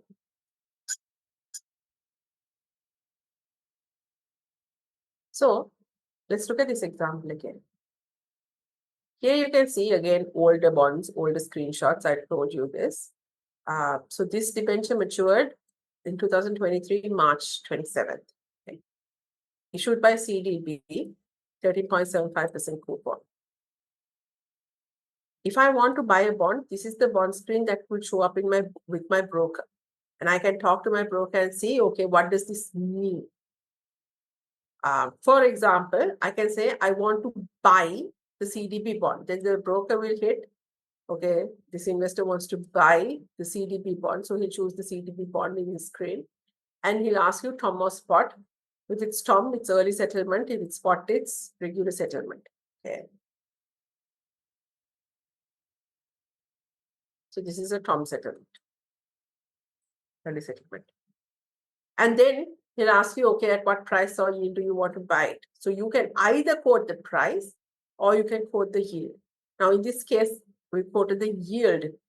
I've said I want to buy it because this is the oldest screenshot, right? So obviously rates were low. We want to buy it at 8.27%. As soon as we click here and we enter 8.27%, what happens? The price gets automatically calculated.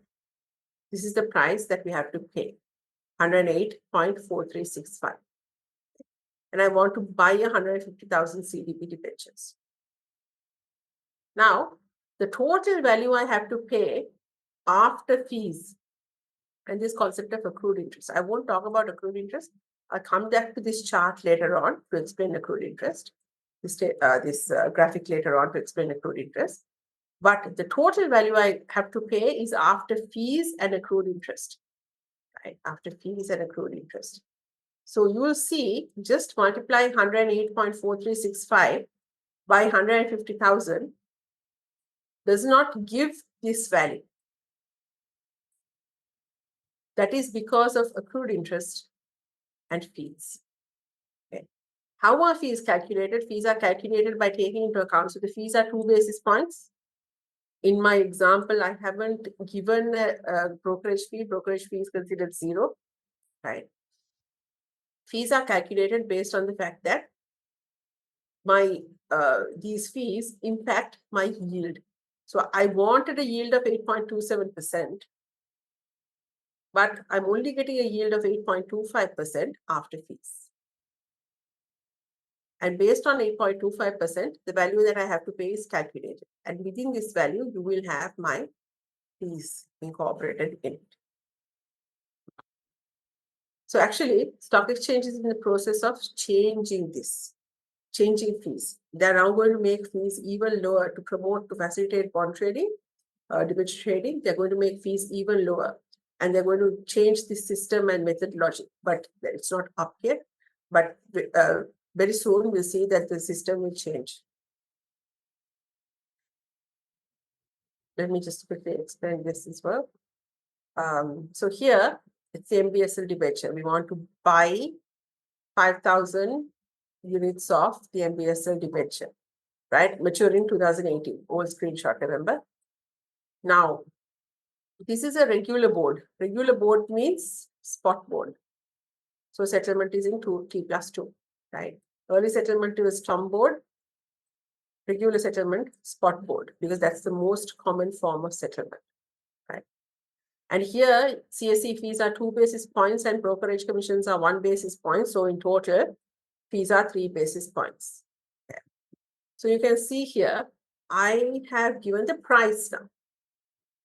So I've said it's 100. I want to do this trade. I want to buy at 100.4. When I want to buy at 100.4, 5,000 debentures, it automatically, as soon as I click price, it automatically calculates and tells me the return that I'm going to get is 15.2437. But my return comes down by 3 basis points to 15.2137 because of fees. And the order value, the final value that I have to pay is 508,000. Although 100.4 into 5,000 is 502,000 rupees, I have to pay 508,000 rupees. Part of this payment is for fees. Another part is for accrued interest. Some of you all don't know what accrued interest means right now. We'll calculate it. Okay, we'll come to it next week. So that concludes this session. Let me bring out the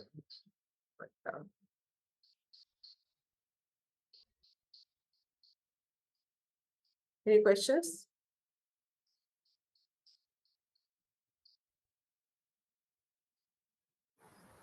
No, ma'am.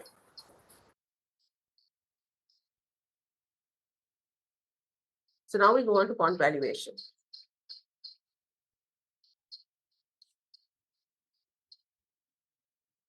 Bond valuation, bond yields, bond durations, right?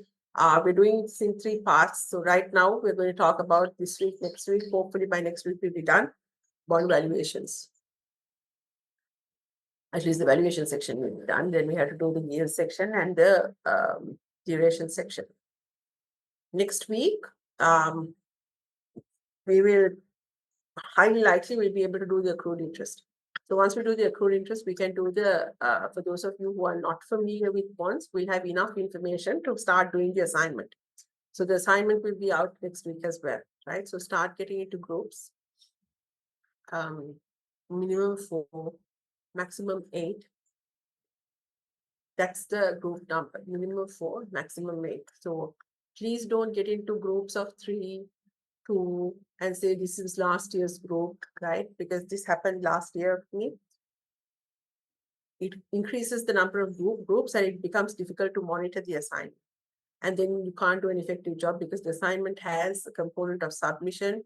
It has a component of viva and it has a component of presentation, right? So it becomes ineffective. That's why you have a group size of 4 to 8.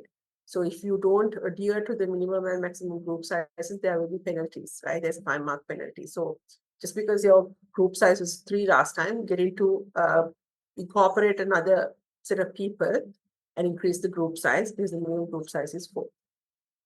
But you can start getting into your group because next week, hopefully I'll be able to post the assignment up.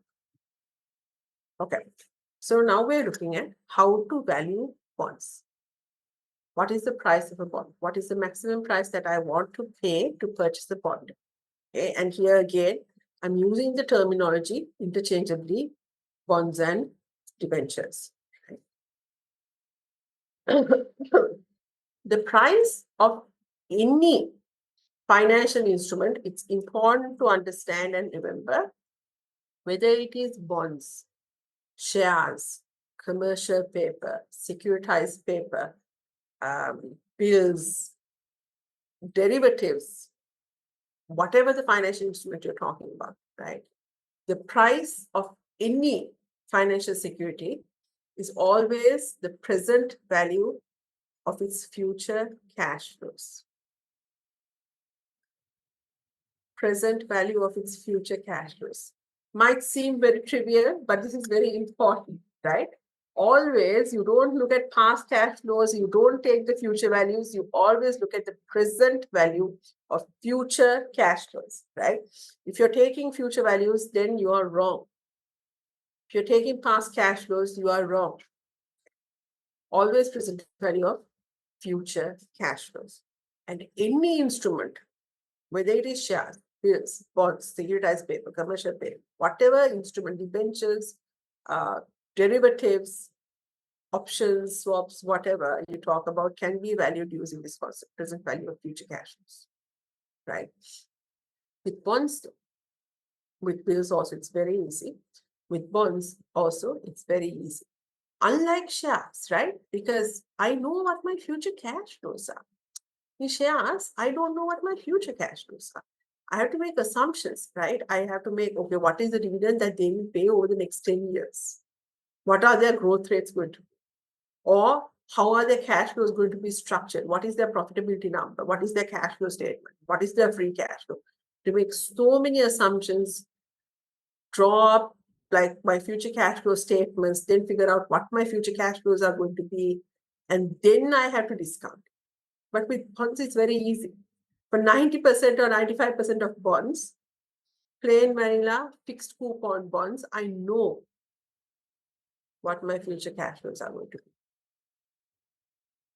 Only a few bonds like floating rate bonds and a few other bonds, I don't know what my future cash flows are going to be. Okay? So bond valuation in that sense is very easy. I know what my future cash flows are going to be. They are going to be coupons, which are fixed, and they're going to be face value. I'm going to get my face value at the end of the period.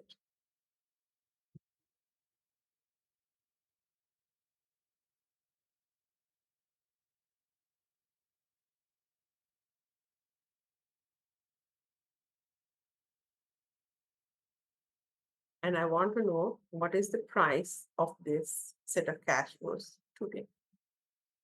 Now I use the concept that my future value is equals to present value 1 plus r to the power n. I think you all have seen this equation before. Today's value into 1 plus r to the power n. What are we saying? My cash flows today are worth more than the cash flows that I get in the future. Because if I get some money today, I can invest that money and earn a return for a period of time. If I get some money today, I can invest that money and earn a return over a period of time, right? So therefore, I will get higher money from what I have today. I will get a higher amount in the future. Therefore, if I have two cash flows that are equal, one today and one in 1 year's time, today's cash flow is worth more to me than what I will get in 1 year's time. Okay? So the same thing I can rewrite to say today's cash flow is equals to the future cash flow discounted over the period.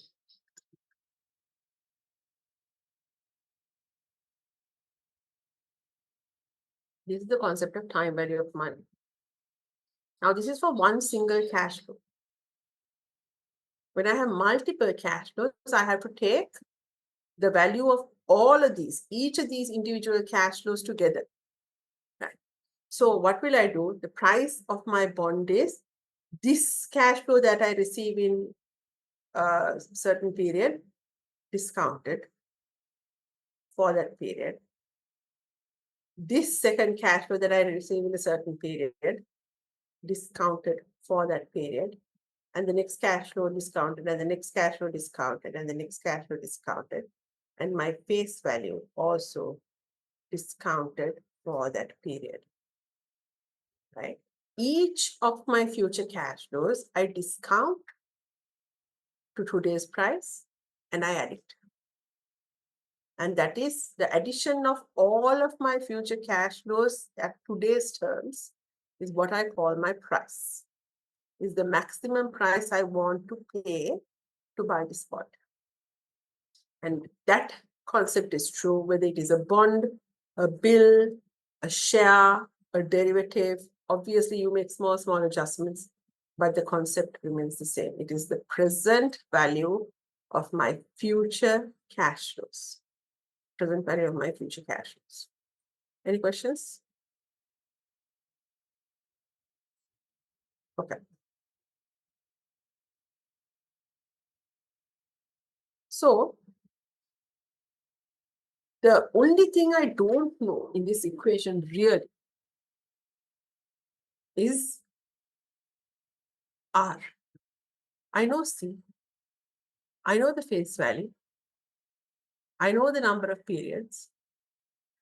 What I don't know is R. What is my discount rate? That's the only thing I don't know. So how do I figure out what is R? R is what I call my required rate of return. The return that I want for the risk that I'm taking. My required rate of return. It is the return that I want for the risk that I'm taking. And we generally say my required rate of return is made up from, it's the yield, right? My required rate of return is at a minimum, the short-term risk-free rate. Why? If I don't take any risk and I invest, I will at least get the short-term risk-free rate, like the 1-year treasury bill rate. Right? So at a minimum, I want that return. I want the short-term return. But I am taking risk. I am investing long-term. So I have to be compensated for all of those risks that I'm taking, right? So I want an additional return. Premium means additional return for the risk that I'm taking. A risk premium. An additional return for the risk that I'm taking. I want a premium, a risk premium for time. Right? What do I mean risk premium for time? The risk-free rate is a short-term risk-free rate. It's the short-term risk-free rate. That means if I invest short-term, like 1 year, what is the return that I will get? But bonds are not 1 year. Bonds are 2 years, 5 years, 10 years, 25 years, 30 years.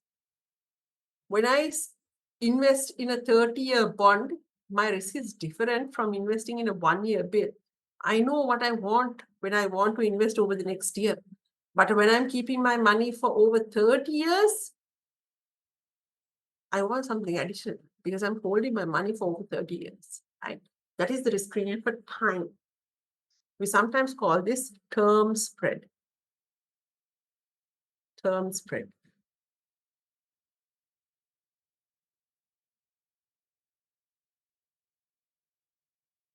Then I want a risk premium for default risk. I want an additional premium for default risk. We call this the default spread. That's fair, right? Because if it's government security, it's fine. I don't need anything additional for default risk. Except when Sri Lanka was going through this whole crisis, we know that there was a default spread that was incorporated even in government securities because people were asking for higher rates. Okay. You know that sovereigns have a default spread incorporated in it because people are asking for higher rates than other sovereigns. Why are they asking for higher rates? Part of that is for the risk of default. Same way, when our DDO was going on, before our DDO, there was a default spread that was incorporated in our bonds. And once the DDO was concluded, bond price, the bond yields came down, because that default spread was taken out. People didn't need to be compensated for the risk of default anymore. Okay. So it was taken out. Risk premium for default. I want additional risk premiums for indenture provisions. What do you mean by indenture provisions? Indenture means your bond's legal document. Okay. I want additional risk premium for what is incorporated in my bond's legal document, like the fact that my bond is callable, puttable, subordinated, convertible, contingent convertible, secured, unsecured, guaranteed, subordinated, unsubordinated. For all these different provisions that are there in my bond's legal deed, trust deed, I might want higher risk premiums, or I might be happy to lower my risk premiums, right? I might not even need a risk premium. I might be able to lower or negate my risk premiums, depending on my bond's indenture provisions. So I want an additional return for the risk that I'm taking or the additional riskiness that comes because of the bond's features. And sometimes for corporate bonds, I want a risk premium for liquidity, for the fact that the bond is not liquid. So these are additional returns that I might want. And all of these comprise of, when I add all of this together, the return that I get is the discount rate that I will use. Because what I'm saying is, if I want to invest in this bond should be able to compensate me for all these risks. If it compensates me for all these different risks, I'll invest in this bond. Yeah. So let's try an example.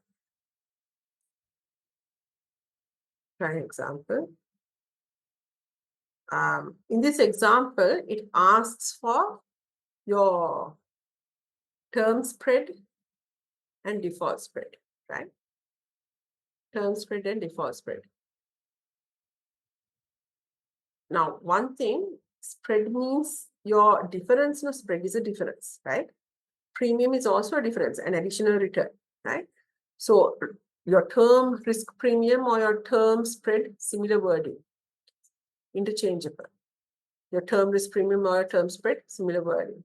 But what does it mean? It is the additional return that you want for time, right? For time. For the fact that you're not investing in a 1 year security, you're investing in a 2 year, 3 year, 4 year, 5 year security. Okay. So in a term spread, to find the term spread, you will always look at securities that are similar to each other, but only different because of time. What is the difference in returns between two securities that are similar to each other in every other way other than time? Same way, default spread. What will you compare? Two securities that are similar to each other in every single way other than default risk. Okay. Keep that in mind and try the question. If you have questions, please ask. Don't stay silent because you're going to lose out on time and you're going to be lagging behind the other group. Okay. So when you're doing the question, if you have questions, please ask. When you all complete the question, please send it to me direct chat, direct message.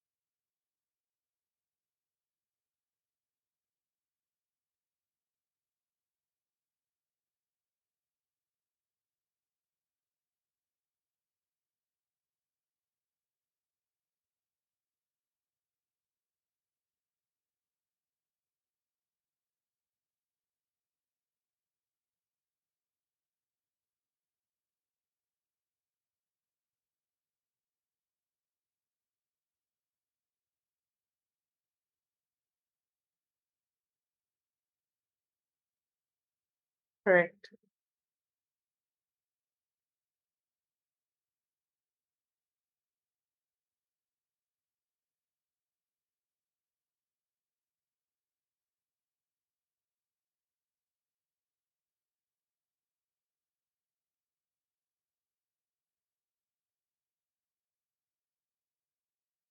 And the other answer, please don't send it to everyone.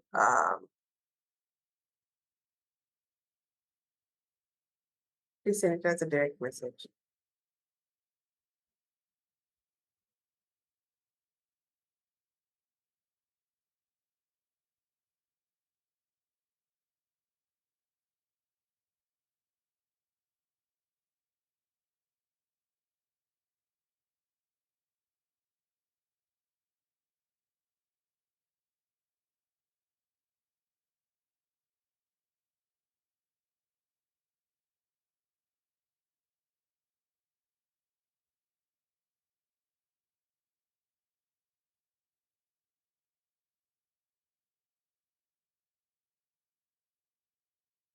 No, rather, yes.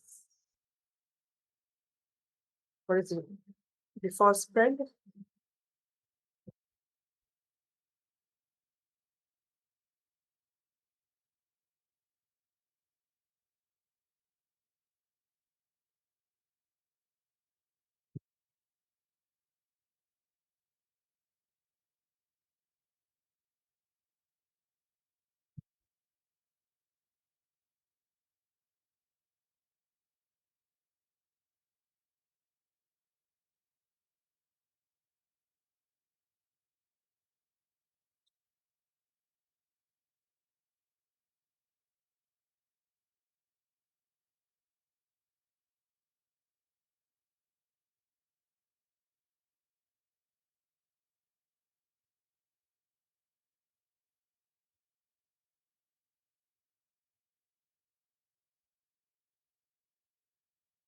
Uh, 28. Term spread is correct. Default spread, check again.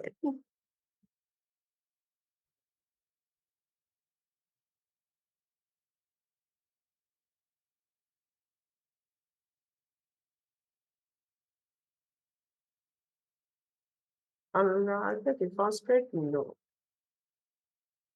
Make sure that you're looking at the right timeline. I think that's the error that the two of you are making here.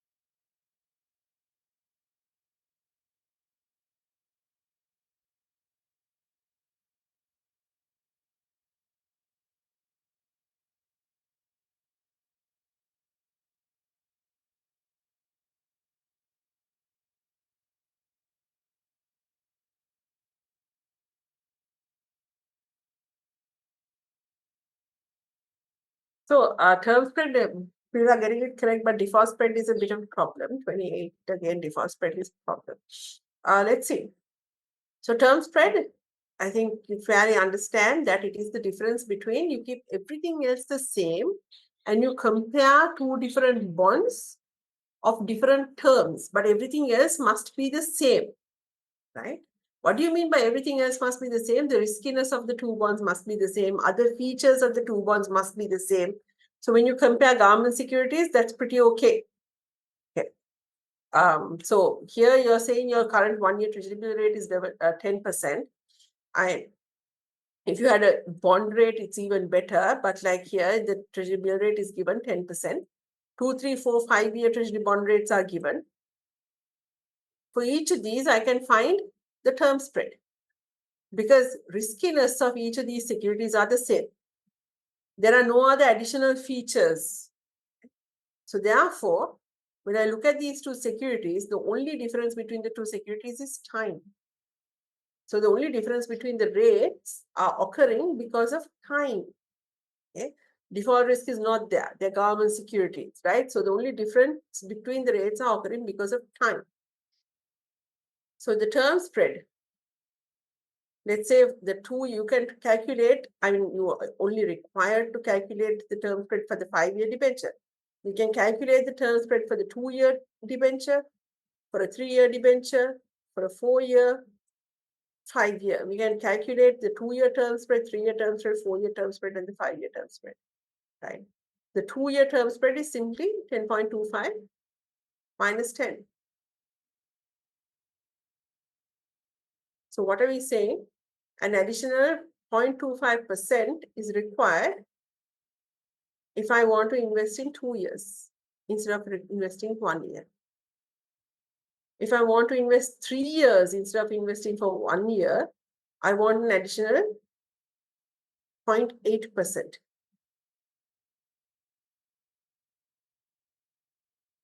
If I'm investing 4 years instead of investing 1 year, I want an additional 1.5%. And this is what you are calculated. This is correct. The 5-year term spread is 12 minus 10. Okay. So I hope you understand that the term spread is essentially keeping everything else the same. So the riskiness is the same, all other features are the same. If I compare two bonds, generally the best comparison is between two government securities because they are default risk free. Then what I am seeing is the difference because of time. Of course, if I go more than 5 years, most of these bonds, 2 to 5 years, are liquid bonds. But if I go 10-year bond, 20-year bond, 30-year bond, is the difference in return I'm seeing only for time? Is it only the term spread?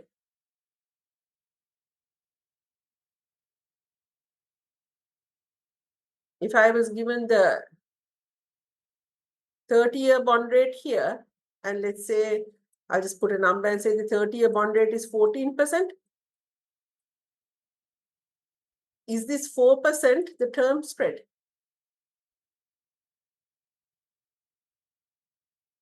Is it really correct practically to say that 4% is the term spread on a 30-year bond? No. Why? Liquidity? Liquidity is also there. Liquidity risk is also there, right? So up to around 5 years, these bonds are fairly liquid. But after about 5, 6 years, these liquidity starts to taper down. So when you're looking at the 10-year, 20-year, 30-year bond, there is some small spread that is required for liquidity as well. A little bit more difficult to measure. So we simply assume it's a term spread because its liquidity risk is a little bit more difficult to measure. But this 4% might also, it's not just necessarily just the term spread, it might also be incorporating a liquidity spread.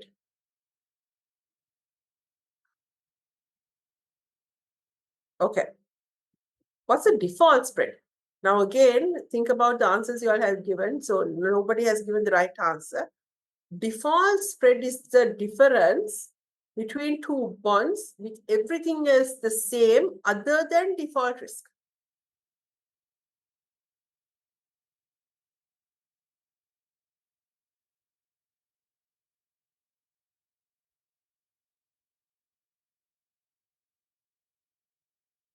So what is default spread? I haven't got the correct answer yet.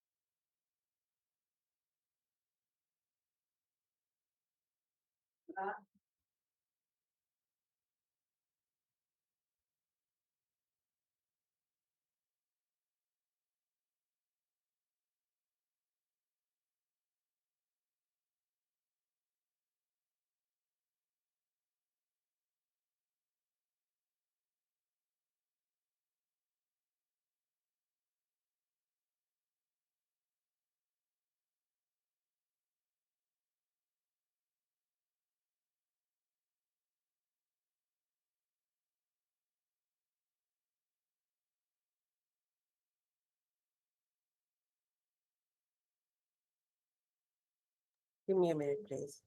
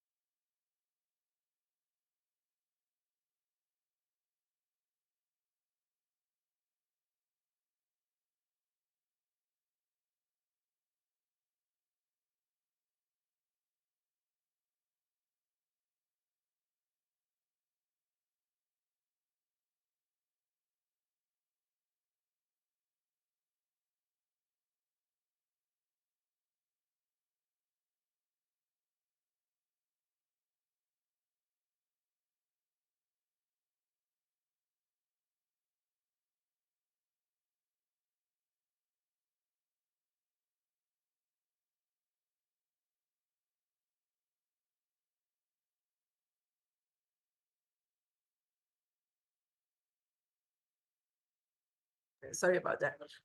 So default spread. So yes.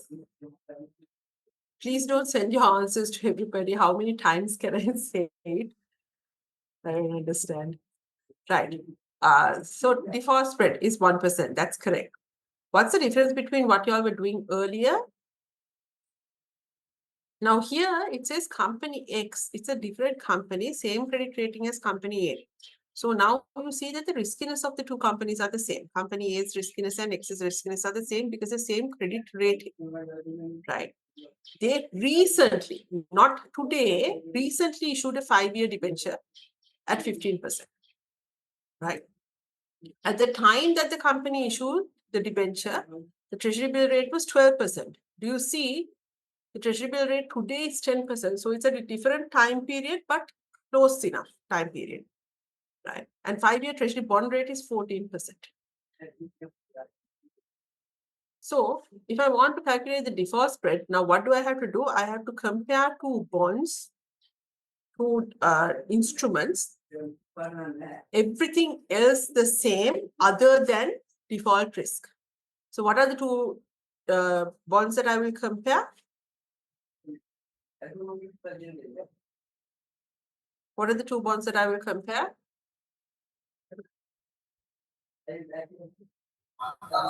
Company X debenture and the treasury bond rate, 5-year treasury bond rate. 5-year treasury bond rate, yes.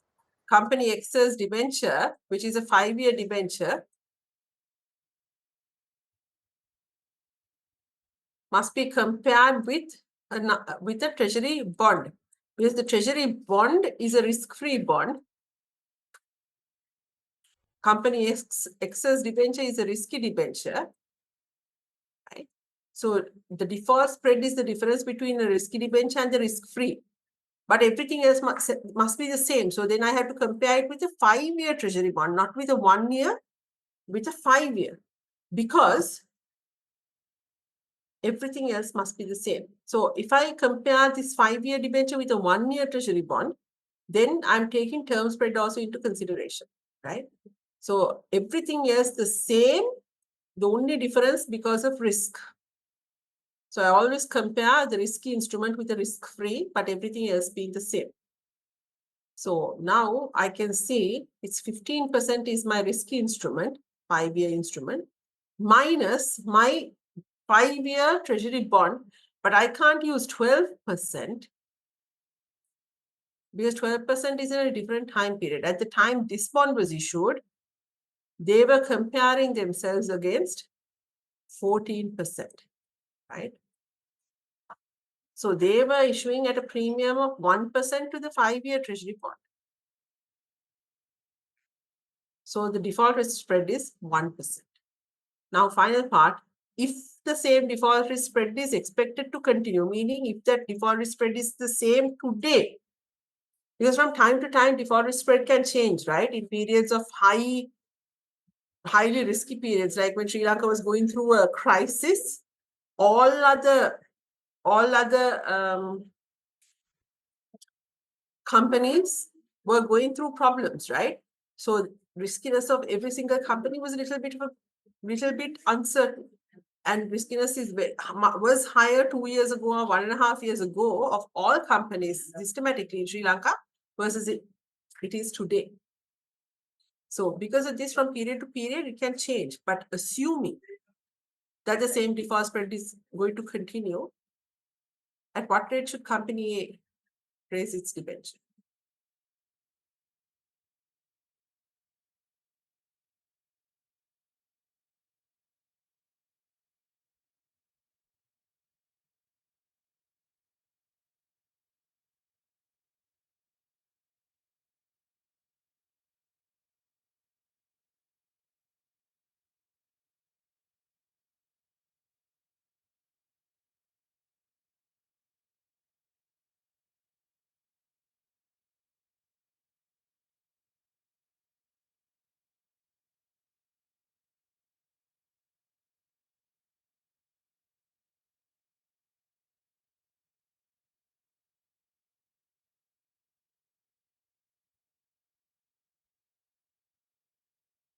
Rather correct.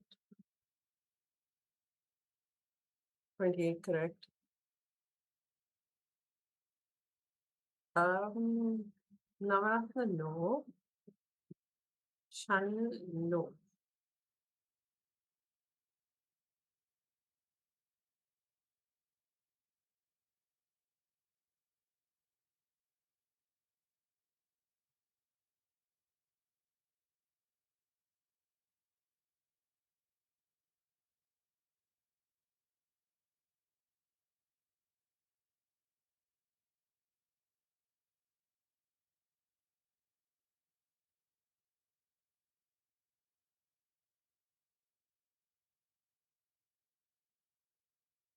Absolutely correct.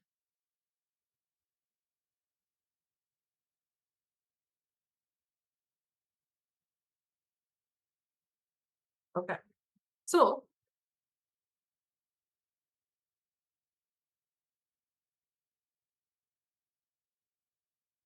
now what happens? I am here today, I'm company A. Okay? I'm trying to figure out, this is practically, I'm trying to figure out, I want to do a debenture, at what rate can I go to the market? So this is my base thinking, right? This is how I will think, okay, this is the rate that I can raise it at, and then I will go to the investors and I will negotiate. Because I'll offer the investors this rate, and then the investors might say yes or no, or too much, or something, or too little, or something like that, and then we can negotiate. But I have a basis now. Okay. So I know that investors' required rate of return will be based on the fact that they at least want the risk-free rate. There is short-term risk-free rate. So the short-term risk-free rate today is 10%. They want an additional premium for time, the terms premium or term spread. Right. Term spread was 2% for a 5-year bond. So they want an additional 2% for a 5-year bond. And then they want an additional risk premium for default. Right? Default risk premium or default spread. And it was 1% a few months back when this company X's issue was done, and I'm assuming the same. It might have changed today, but I'm assuming it's the same. So now I come up with the fact that I can probably raise this debenture at 13%. Company A comes up with the fact that they can probably raise this debenture at 13%. Now they can take this rate to the investor and say, we are looking to raise a 5-year debenture at 13%. Are you interested in applying for this? Are you interested in investing in this? And then the investors might say, no, 13 is too low. And then you have a basis to say, no, but 5-year rate is 12%. It's only 2% higher than what it is today. And our default risk premiums are 1%. And you can have a negotiation and you can have a conversation. And the investor might say, no, but I want something additional for illiquidity. So maybe I'm happy with 14%, but not 13% or 13.5%, right? But now there is a point of reference for you to start negotiating. And this is generally how you will look at what's a good rate to come to the market at, okay, to raise money at. Any questions here?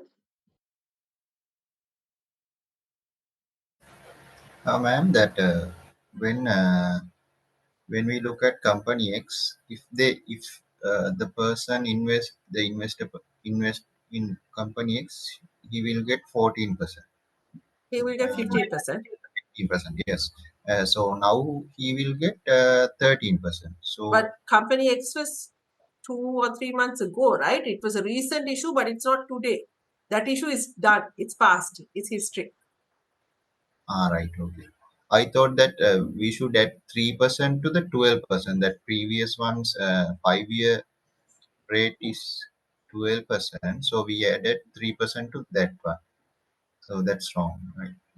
Yeah. So We this should add to the, yeah. you're Yes, ma'am. saying this 15% and 12%. This one. So here the difference is 12% was something again, it was in the past, right? But based on the past, I can identify the default risk premium was 1%.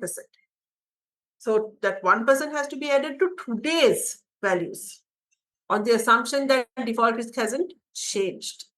That's an assumption which the investor might argue with you about. Madam. Go ahead. So for company A right now, the bond rate for 5 years is 12%. So we can we assume that the timing spread is there and just that 1% for the Correct. default? That is okay. So you can do the same sum, say instead of risk-free rate plus the term premium, you can straight away use the 5-year, the 5-year risk-free rate, which incorporates the term premium. And then you add the default risk premium only to it. So that you still get the same answer, 12 plus 1. That's correct. That's okay. Only thing is here, we had asked for what is the term premium and the default risk premium. So I used the two to come up with the answer. Ultimately, what you should know is it's okay whether you do it this way or this way, but you should know to break it down to the fundamentals when you need to. That's all. And this is the fundamental, right? The short-term risk-free rate, term premium, default risk premium. And then other premiums for indenture provisions and liquidity and all that. Other questions? Okay. Let's try example 2. Forget this for the moment. We'll come back to this. Let's try example 2. Example 2 asks you to value a 2-year debenture. Draw your cash flow diagram. Right. What are the cash flows you're going to get? And then do the calculation from basics. For example 2, this and this part, right? Example 2, do the calculation from basics. There's a reason for that. And then we'll look at the equation. For this, do the calculation from first principles. Present value of future cash flows.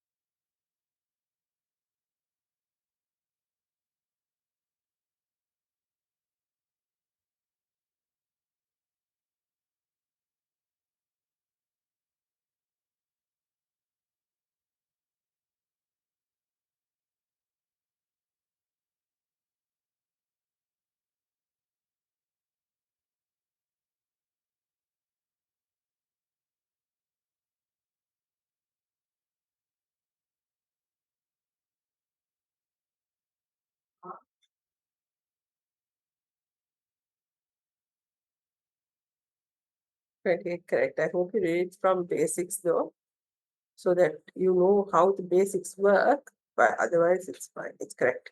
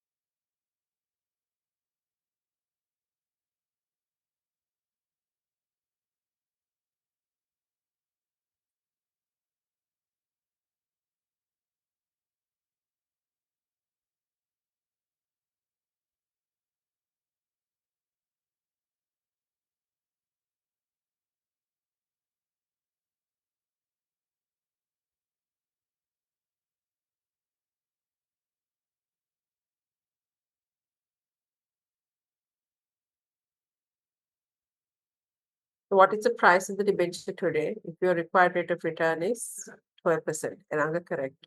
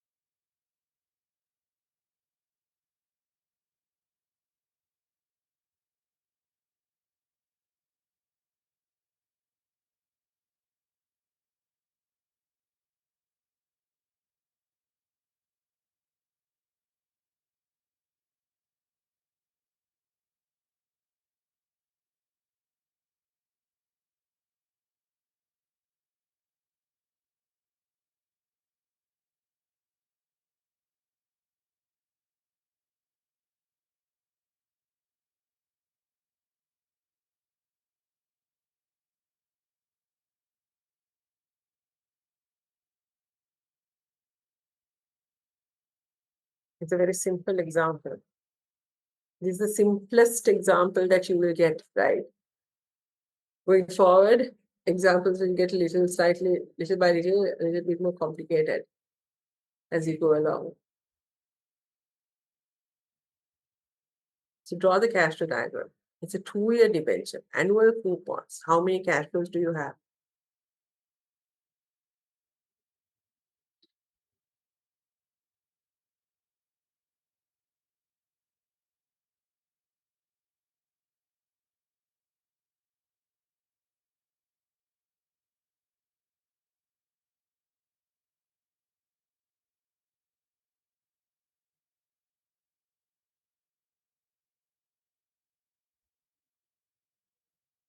Can correct, Anuradha? No, there's a small mistake. I think you haven't taken the first coupon into consideration. This is only the face value, in my opinion. Just check again. So you have 2 cash flows, right? 2-year debenture carries an annual coupon of 10%. So what are your cash flows? Always in these examples, try to draw the cash flow diagram. No matter how easy it looks, try to draw the cash flow diagram, because as it gets more complicated, you won't miss out on things. So you get a coupon in the first year and you get the coupon plus the face value in the second year. Face value is 100. And going forward, even if I have not given the face value, always assume 100. Okay. Face value is 100. Annual coupon of 10%. So 10% of 100, your coupon rate is 10%. So your coupon amount is 10 rupees. So how much? What are your cash flows?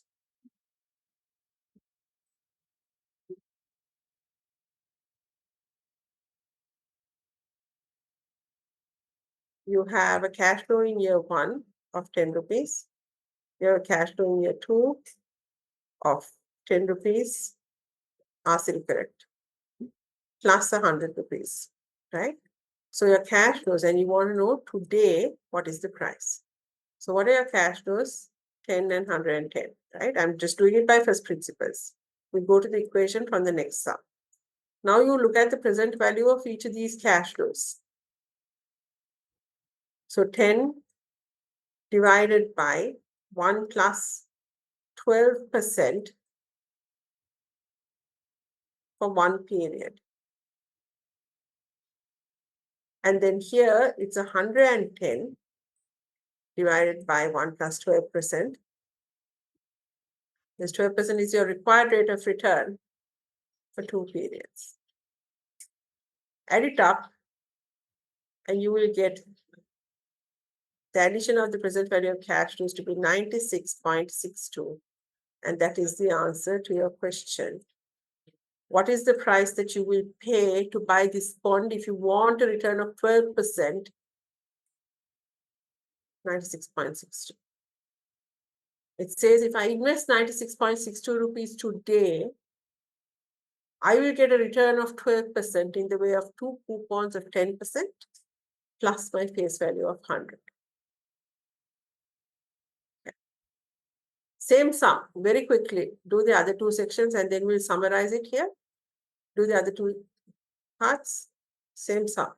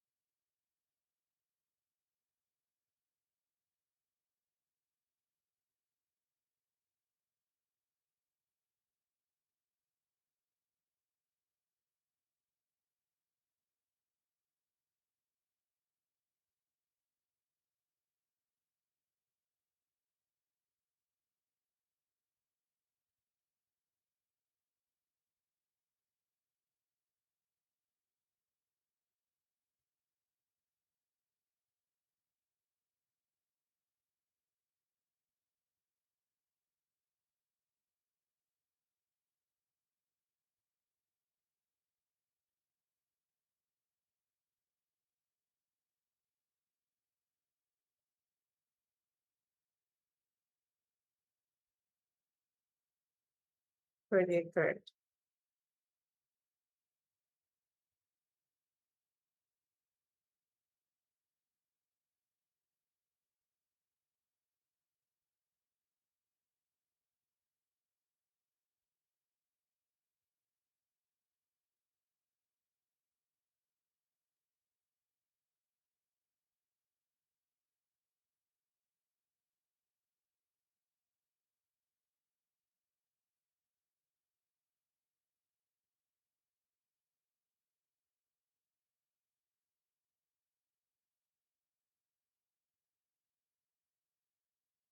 Yeah, correct.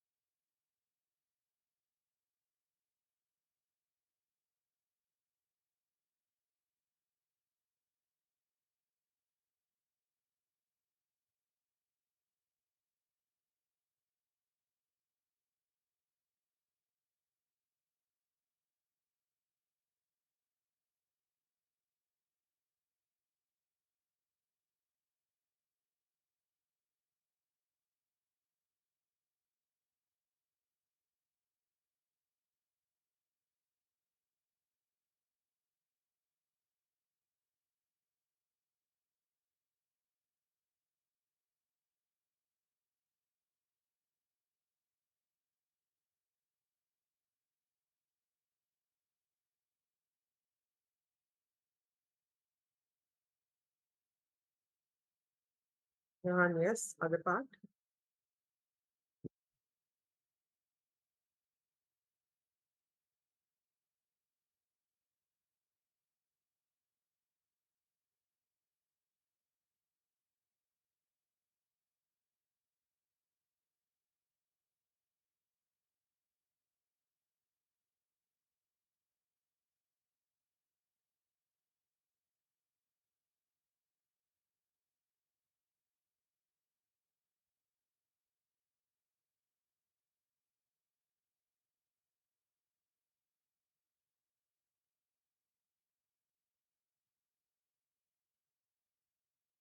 Yes, only thing is I think this is a tiny little rounding error, but otherwise it's correct. Okay, good. So if you look at your cash flows in year 1, you have 10 rupees, and in year 2, you have 110 rupees. So your present value of cash flows is 10 rupees. You have to discount it at 10%, right?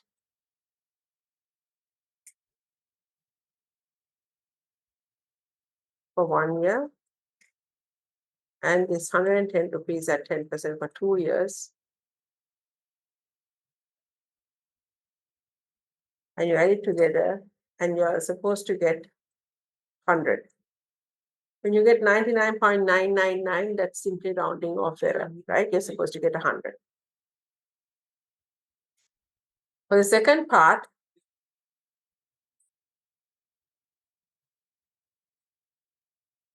you have a 10 rupees and 110 rupees. Those are your cash flows. If you look at the present value of your cash flows, 10 rupees, you are now discounting at 8% for 1 year and 110 rupees at 8% for 2 periods. Add it up and you get 103.57. What do you see? I asked this easy example from you for a specific reason, right? Let's summarize it. So you have this coupon, 10% coupon bond, face value 100. My required rate of return at each period has changed, right? Sometimes I wanted a 12% return, sometimes I wanted a 10% return, sometimes I wanted an 8% return. Maybe at different interest rate environments, okay? Because what is my required rate of return?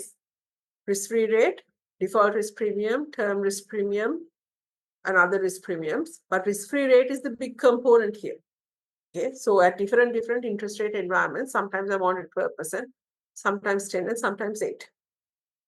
So the price I got when I wanted 12% was 96.62. When I wanted 12%, I got a price of 96.62. When I wanted 10%, I got a price of 100.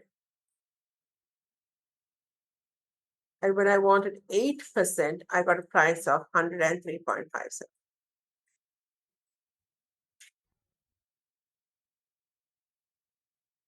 Now, look at the fact that, let's look at the first bond. Do you see in the first bond, my required rate of return and coupon rate are the same? My coupon rate and required rate of return are the same.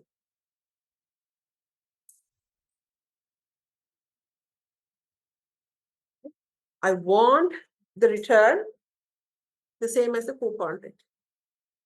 What do I start to see? Is there any other pattern here?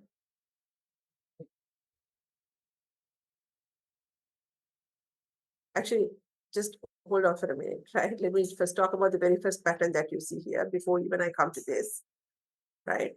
Hold for a minute, don't do anything. I forgot to talk about the very first pattern here. Do you see the very first thing that you should see here is when your risk-free rate, when your required rate of return goes from 12 to 10 to 8, it's coming down. It's coming down. Your required rate of return is coming down. Why will your required rate of return come down? Usually I said because your risk-free rate is coming down. Interest rate environment is changing. That means your interest rates are coming down. What do you start to see? When your required rate of return is coming down, what do you start to see about the price?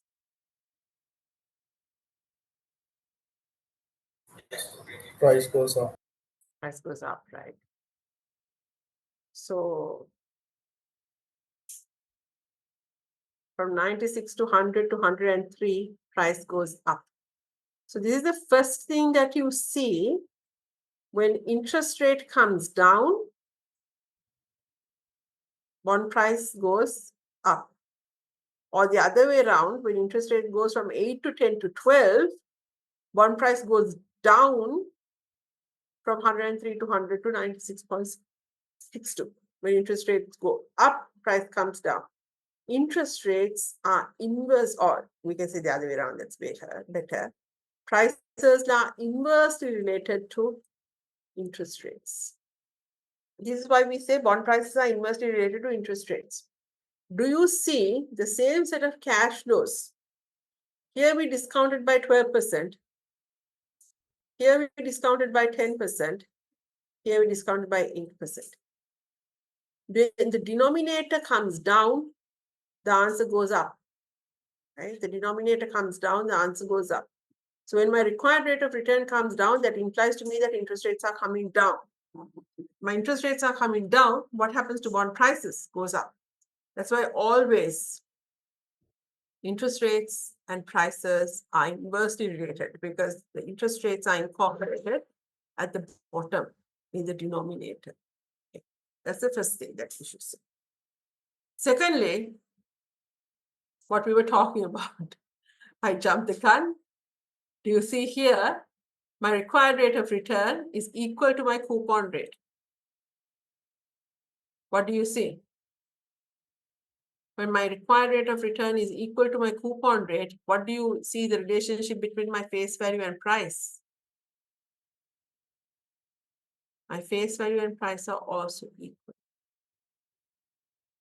When my required rate of return, when I want the same return as my coupon rate, my price is always equal to my face value.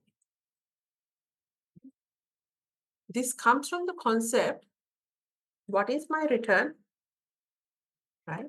What is my required rate of return or my return?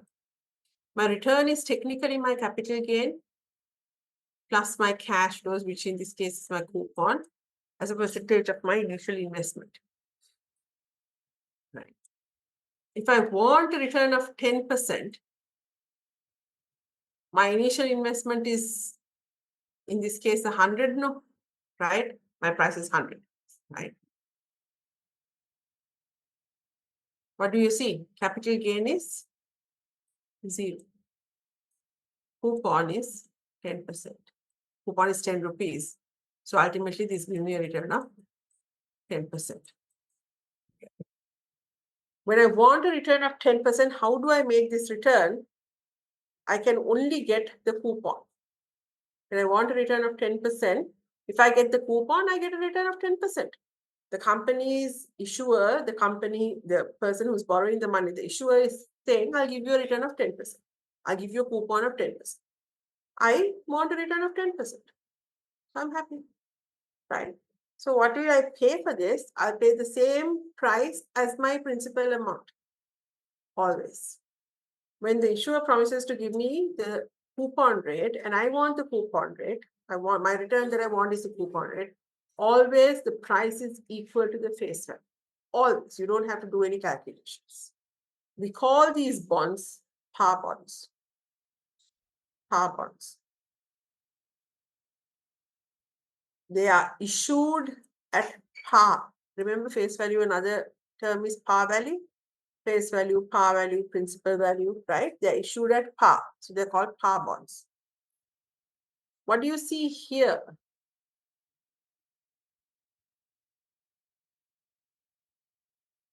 You want a return of 12%, which is greater than what the issuer promises to pay you, 10%.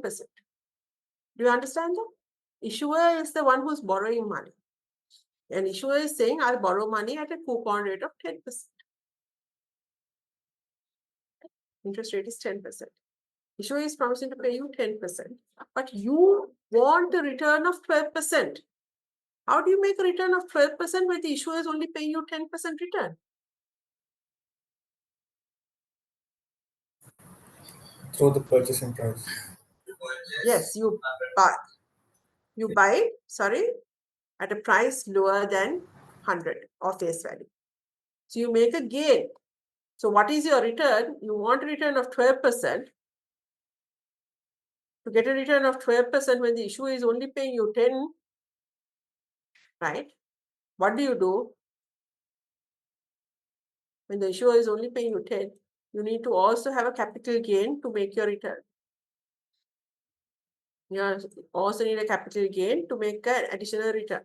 That means today's price must always be less than the face value. So when you want a return higher than the coupon rate, you must buy this bond at a discount. When you want a return higher than the coupon rate, you must buy this bond at a discount. Okay. So always, if you want a return higher than the coupon rate, the bond will be sold at a discount. These are discount bonds. Same way here. What do you see?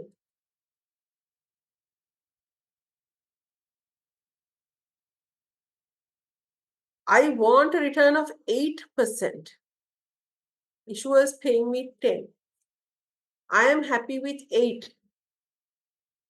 I am happy with 8. Issuer is paying me 10.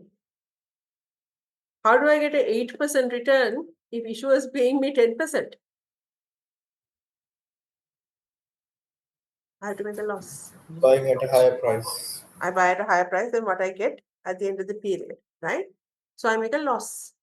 So when I buy it at 103, and at the end of the period, I get back only 100, I make a loss over the period. That loss is compensated by the fact that I get a coupon, right? So together, overall, I make an 8% return. So always, if my required rate of return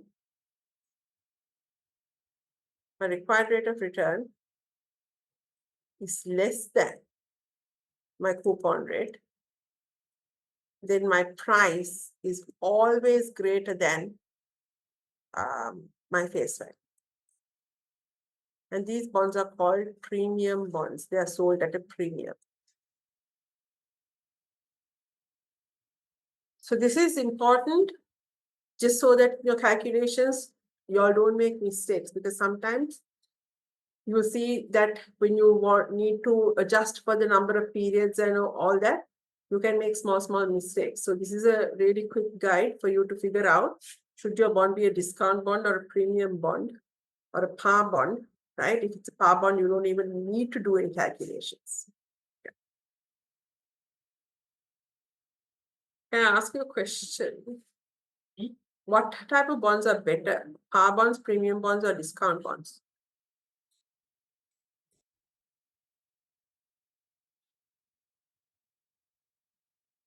What type of bonds are better? Par bonds, premium bonds, or discount bonds?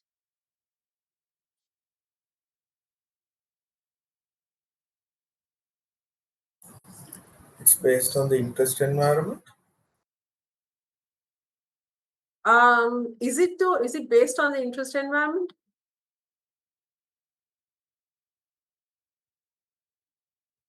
It's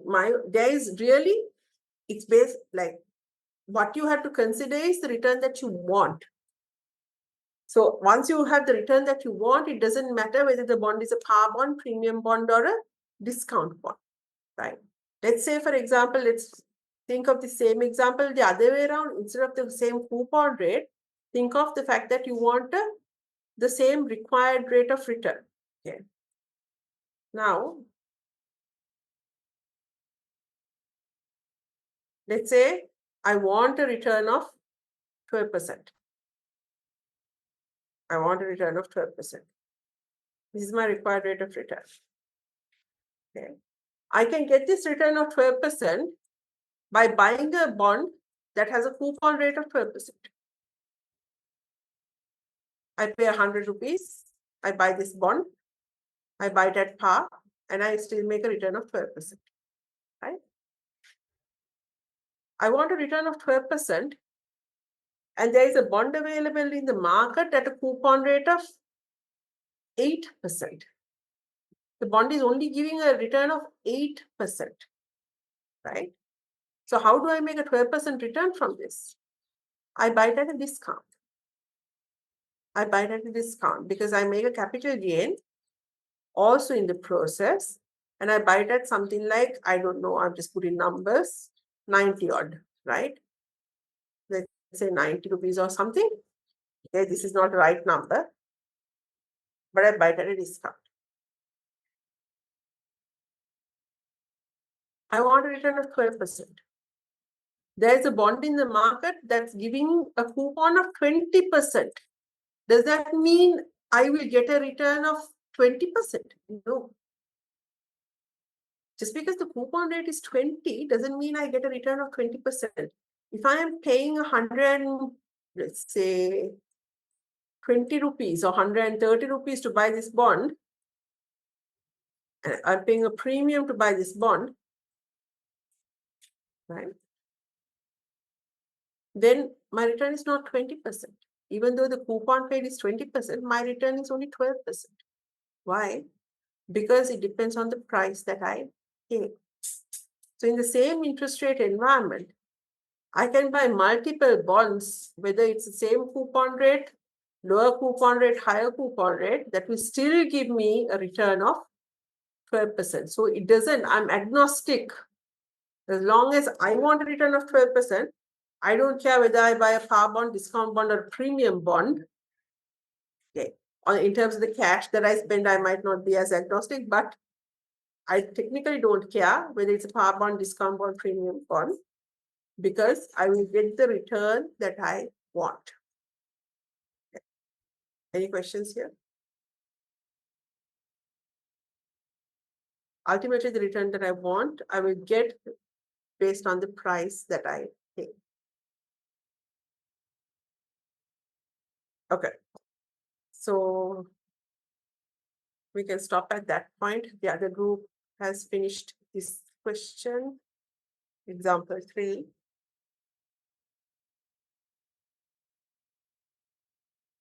Okay. It's only one more question to go. So we can stop here. Yeah. Thank you. Thank you. Thank you, madam. Thank you. Thank you.